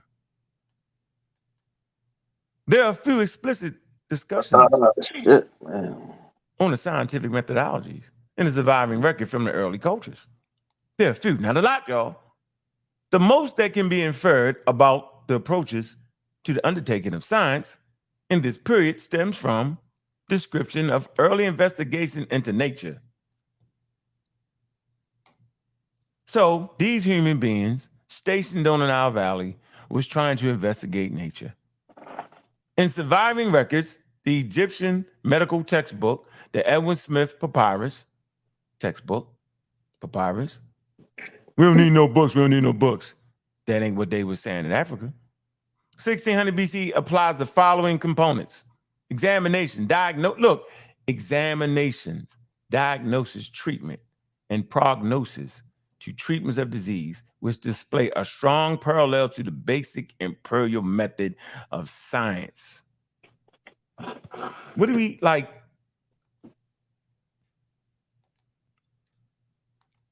If you lit it, yo, it'll be a headache, dog. If you think I'm gonna run around the damn rabbit hole, you won, I won, who won, I won, I could give a damn about any of that. As long as I'm conveying what early human beings was doing in Africa, outside of Africa, accurately, I've done my job. So whatever the hell, I don't know who the hell ancestors he was talking about, what the hell they was doing about the flat earth. What he didn't do was show us that they was doing that. I'm showing you what they was doing. I'm showing you what they left. As a matter of fact, the shit was so slick, ladies and gentlemen. It was so slick. Remember I talked about byproducts, right? The shit that they was doing in Africa that was so slick. The byproduct is what? You start to find them in books like this that you can get from Barnes and Nobles. And you can open up the book from Barnes and Nobles. In the back, they give you a source reference. Shit was so slick that the world agrees to it today. Reference, it talks about it. And it says reference. See that big word right there? They don't know nothing about a reference. They have no idea what that is. I could talk about shock trauma, right? It's a byproduct of what they was doing in the Nile Valley, because it was battlefield medicine. That's what they was doing. So every time you go to shock trauma, just know that human beings in the Nile Valley worked on that. The Edwin Smith Papyrus, written in an ancient Egyptian script, 1900 BC to 1500 BC, is the earliest known medical literature, consisting of 48 cases, histories, and describes the conditions, diagnosis, and treatment. Look, y'all, in a rational, symptomatic way. Why do they keep emphasizing religion when we got plenty of ancestors that was trying to figure out what I'm saying? Man, I appreciate everybody in here, man. Where you at, Q? Q, you gonna strike that up, man? Somebody want to add something in there, man? I'm finding it to be very, very interesting, man. think the conversation was where it needed to be, man. We gave JD all the time he needed. He lied. I knew he was lying. I was like, he's saying it too many times. Bro, Ankh, I think that you really exposed the real hidden truth behind this flat Earth movement. And it's not so much that they don't believe in science. They believe in science, but it's just they don't want to tell the truth about it because it'll destroy their whole reality. But I think it's the main thing we have to do is get them to understand that these anti-establishment, anti-institution people, they don't even understand though the irony of it. They're on an institution like YouTube, which is an institution, and they're watching a so-called authority on what they believe in. So they're actually doing the things that they're fighting against, and it's the most ridiculous thing I've ever witnessed in my life. Past ridiculous. Hey, Jab Dub. Did I say right? Jadab. Man, I'm messing your name up, yo. J-Dub. J-Dub, what's up, brother? How you doing, man? I'm doing fine. You know, I had wanted to get in here to talk to JP because a lot of the stuff he was saying, as Q pointed out, speaking of a law of density, we know that there's no law of density. He don't have no receipts on nothing like that. And when he agreed that things fall in a vacuum at the same rate of speed, he just nullified him talking about density, because if density was the only thing that's causing the things to fall, then the more denser things will fall faster in a vacuum than the feather. For example, a bowling ball and a feather in a vacuum chamber will fall at the same rate. And there is a way to test it actually on Earth if you can have get a vacuum chamber. There's people online that have done it multiple times. And if they fall at the same rate of speed, that eliminates density as a cause. Point blank. I did it last night. Was you at the debate? I came to the after show. Oh, you missed it, yo. I showed the experiment, bro. The chamber they had this big chamber. They made it a vacuum. They sucked all the air out of it, made it a vacuum, and they put this shit on camera and they did it, bro. They dropped the bowling ball and some feathers. When they dropped it with all the air in it, of course, you know, the feathers got caught up in the wind, right? And so they dropped slow and the bowling ball fell, boom. When they made it a vacuum, yo, that shit fell at the same rate at the same damn time, bro. Crazy. Exactly. And another thing I just wanted to say, man, you know, I've had discussions with Brother Sanchez in the past. I mean, and if you follow him over his time with Flat Earth, I mean, just his ideas of what happens, for example, with sunsets or why the sun is doing this and that has changed over time based on him being debunked about things. And when I used to go on his show and when I would show things, he would, like, you know, like you said, his favorite thing is the mute button. He'll mute you if you are not able, or if he's not able to really combat what you're saying. And he does have the gift of gab. He can talk real good. And so the ignorant, that their ear is attracted to the way he speaks. And he sounds like he has some authority on what he's saying. Like when he showed the pictures of Flat Earth, one with a dome over it, he had one on his shirt, he had one with multiple ice walls. These are different. He's telling you about a flat Earth, but he's showing you different drawings of a flat Earth. And people believe in that. When I had a discussion with him, he was talking about MasterCard logo. It got like two circles, and he's saying that's the sun, and the reason why they had. I mean, he's making up stuff like he made up, as Q pointed out, a law of, or he admitted that he made up a law of density.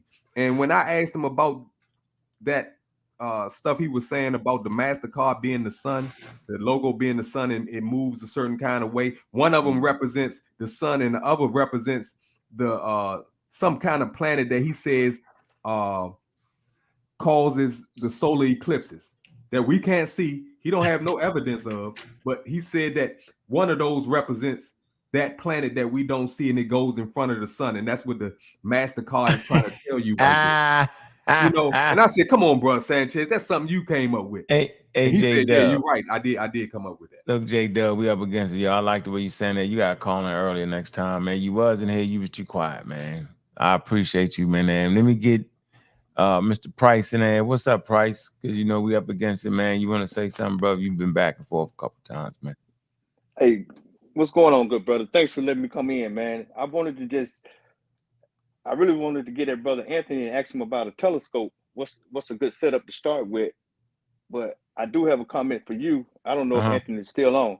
He's still on. I mean, I think you spot on when you said folks don't have a concept of the mass and distance when you start talking about the Earth and the universe. You Right. spot on right in that vein right there, good brother. And then here's just a question, not a trick question, but where this gravity argument keep popping back up. I mean, these guys quick to accept this electromagnetism, but they want to refute and reject gravity. Do you think we can even have a universe without the gravitational wave being one of the four origin forces? But you know, that's rhetorical. But we just leave a lot of stuff out there. You know, you can't bring your inertia into the argument, and these guys get to switch back and forth and do all kind of stuff from chemistry to physics, back to lift theory and all kind of stuff. You know, you give them so much wiggle room. But Ain't nobody giving no wiggle room. That's the only way they can fight. Be all over the place. We not giving them nothing. They just doing it, dog. You feel me? Like it's not. It's wild. But if you sound too illiterate, you're gonna be able to say the things that you're saying, brother. So I appreciate y'all coming through, man. I see everybody. Hey, let me tell them this, get you some Lestron CC, bro. That's what I was talking with. Lestron CC. Cost you about $1,000. Got it. Thank you, bro. Hey, yo, put it in the chat form right here in the back chat, bro, so we can snatch it up.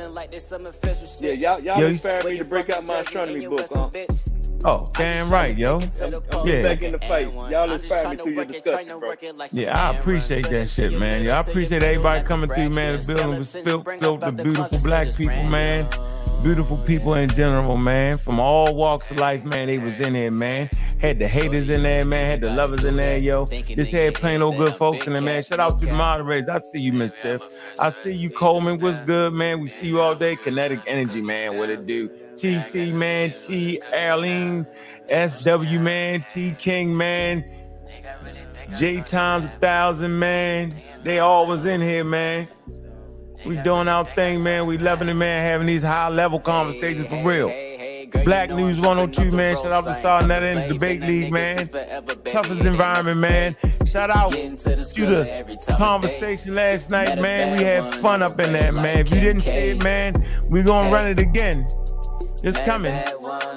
We appreciating everything that everybody doing, and I, in particular, appreciate the all-out support, man. Whether you think I won, whether you think I lost, it's a win for science at the end of the day, man. It's Bobby Bang up in here, man. You know we banging out, man. We keeping it right, keeping it real tight. Shout out to Juju, Pseudo Killer. Q Butter about to go live. I know Q about to go live, man. Go over there to Q Butter channel, man. Scientific Conference, man. Make sure y'all go ahead and support the Scientific Conference, man. Appreciate everybody. Y'all know what it is, man. I'm a Raw Squad here, man. Mad John Archers, man. In the building, please believe. In the building, man. Oh, shit. Y'all know what it is, man. If you ain't Sinetta, no time for that interview, dog. I put my shit out for niggas, I don't send it to blogs. Plan kill off the Buddha, not being discreet. One puff, this big pops and projectiles. Between the sheets. Sun run, cold game, bring your cleats. The best flow blow, Eskimo, penguin feet. Don't need no blunt to burn. You run the turf with 10 niggas on the block. That's a punt return. Ayo, Dolomite prototype soldier with the solar light. Saber and he hold it like he hold a mic. Golden ice benders. Sipping on that overpriced poltergeist spirits. Ripping at the open mic, spoke the nice lyrics like Mama move mean overnight. Golden motorbike holding on some Tron shit. That nice neon kit is on it. The king's libation with exotic liqueur. The queen's vibration like a Sada Shakur. A lot of decor, imported foreign threads, they ain't got at the store. Nubian Kush, and black top pottery jaws. 39% THC, the quality pure. Old rappers try to spit ain't hot as before. It's like I'm 5 flights above, bust the shots at the floor. Cats switch up their style when they ain't got it no more. Cause they gotta keep their product in stores to feed their kids. See what that weed did? The yes man agreeing on everything we said. I smell of the mic like it's the love of my life. Don't get sliced and beat with the butt of the knife. Brother polite, I say I'm animalistic, cause I still be in the hood with my hand on my pistol.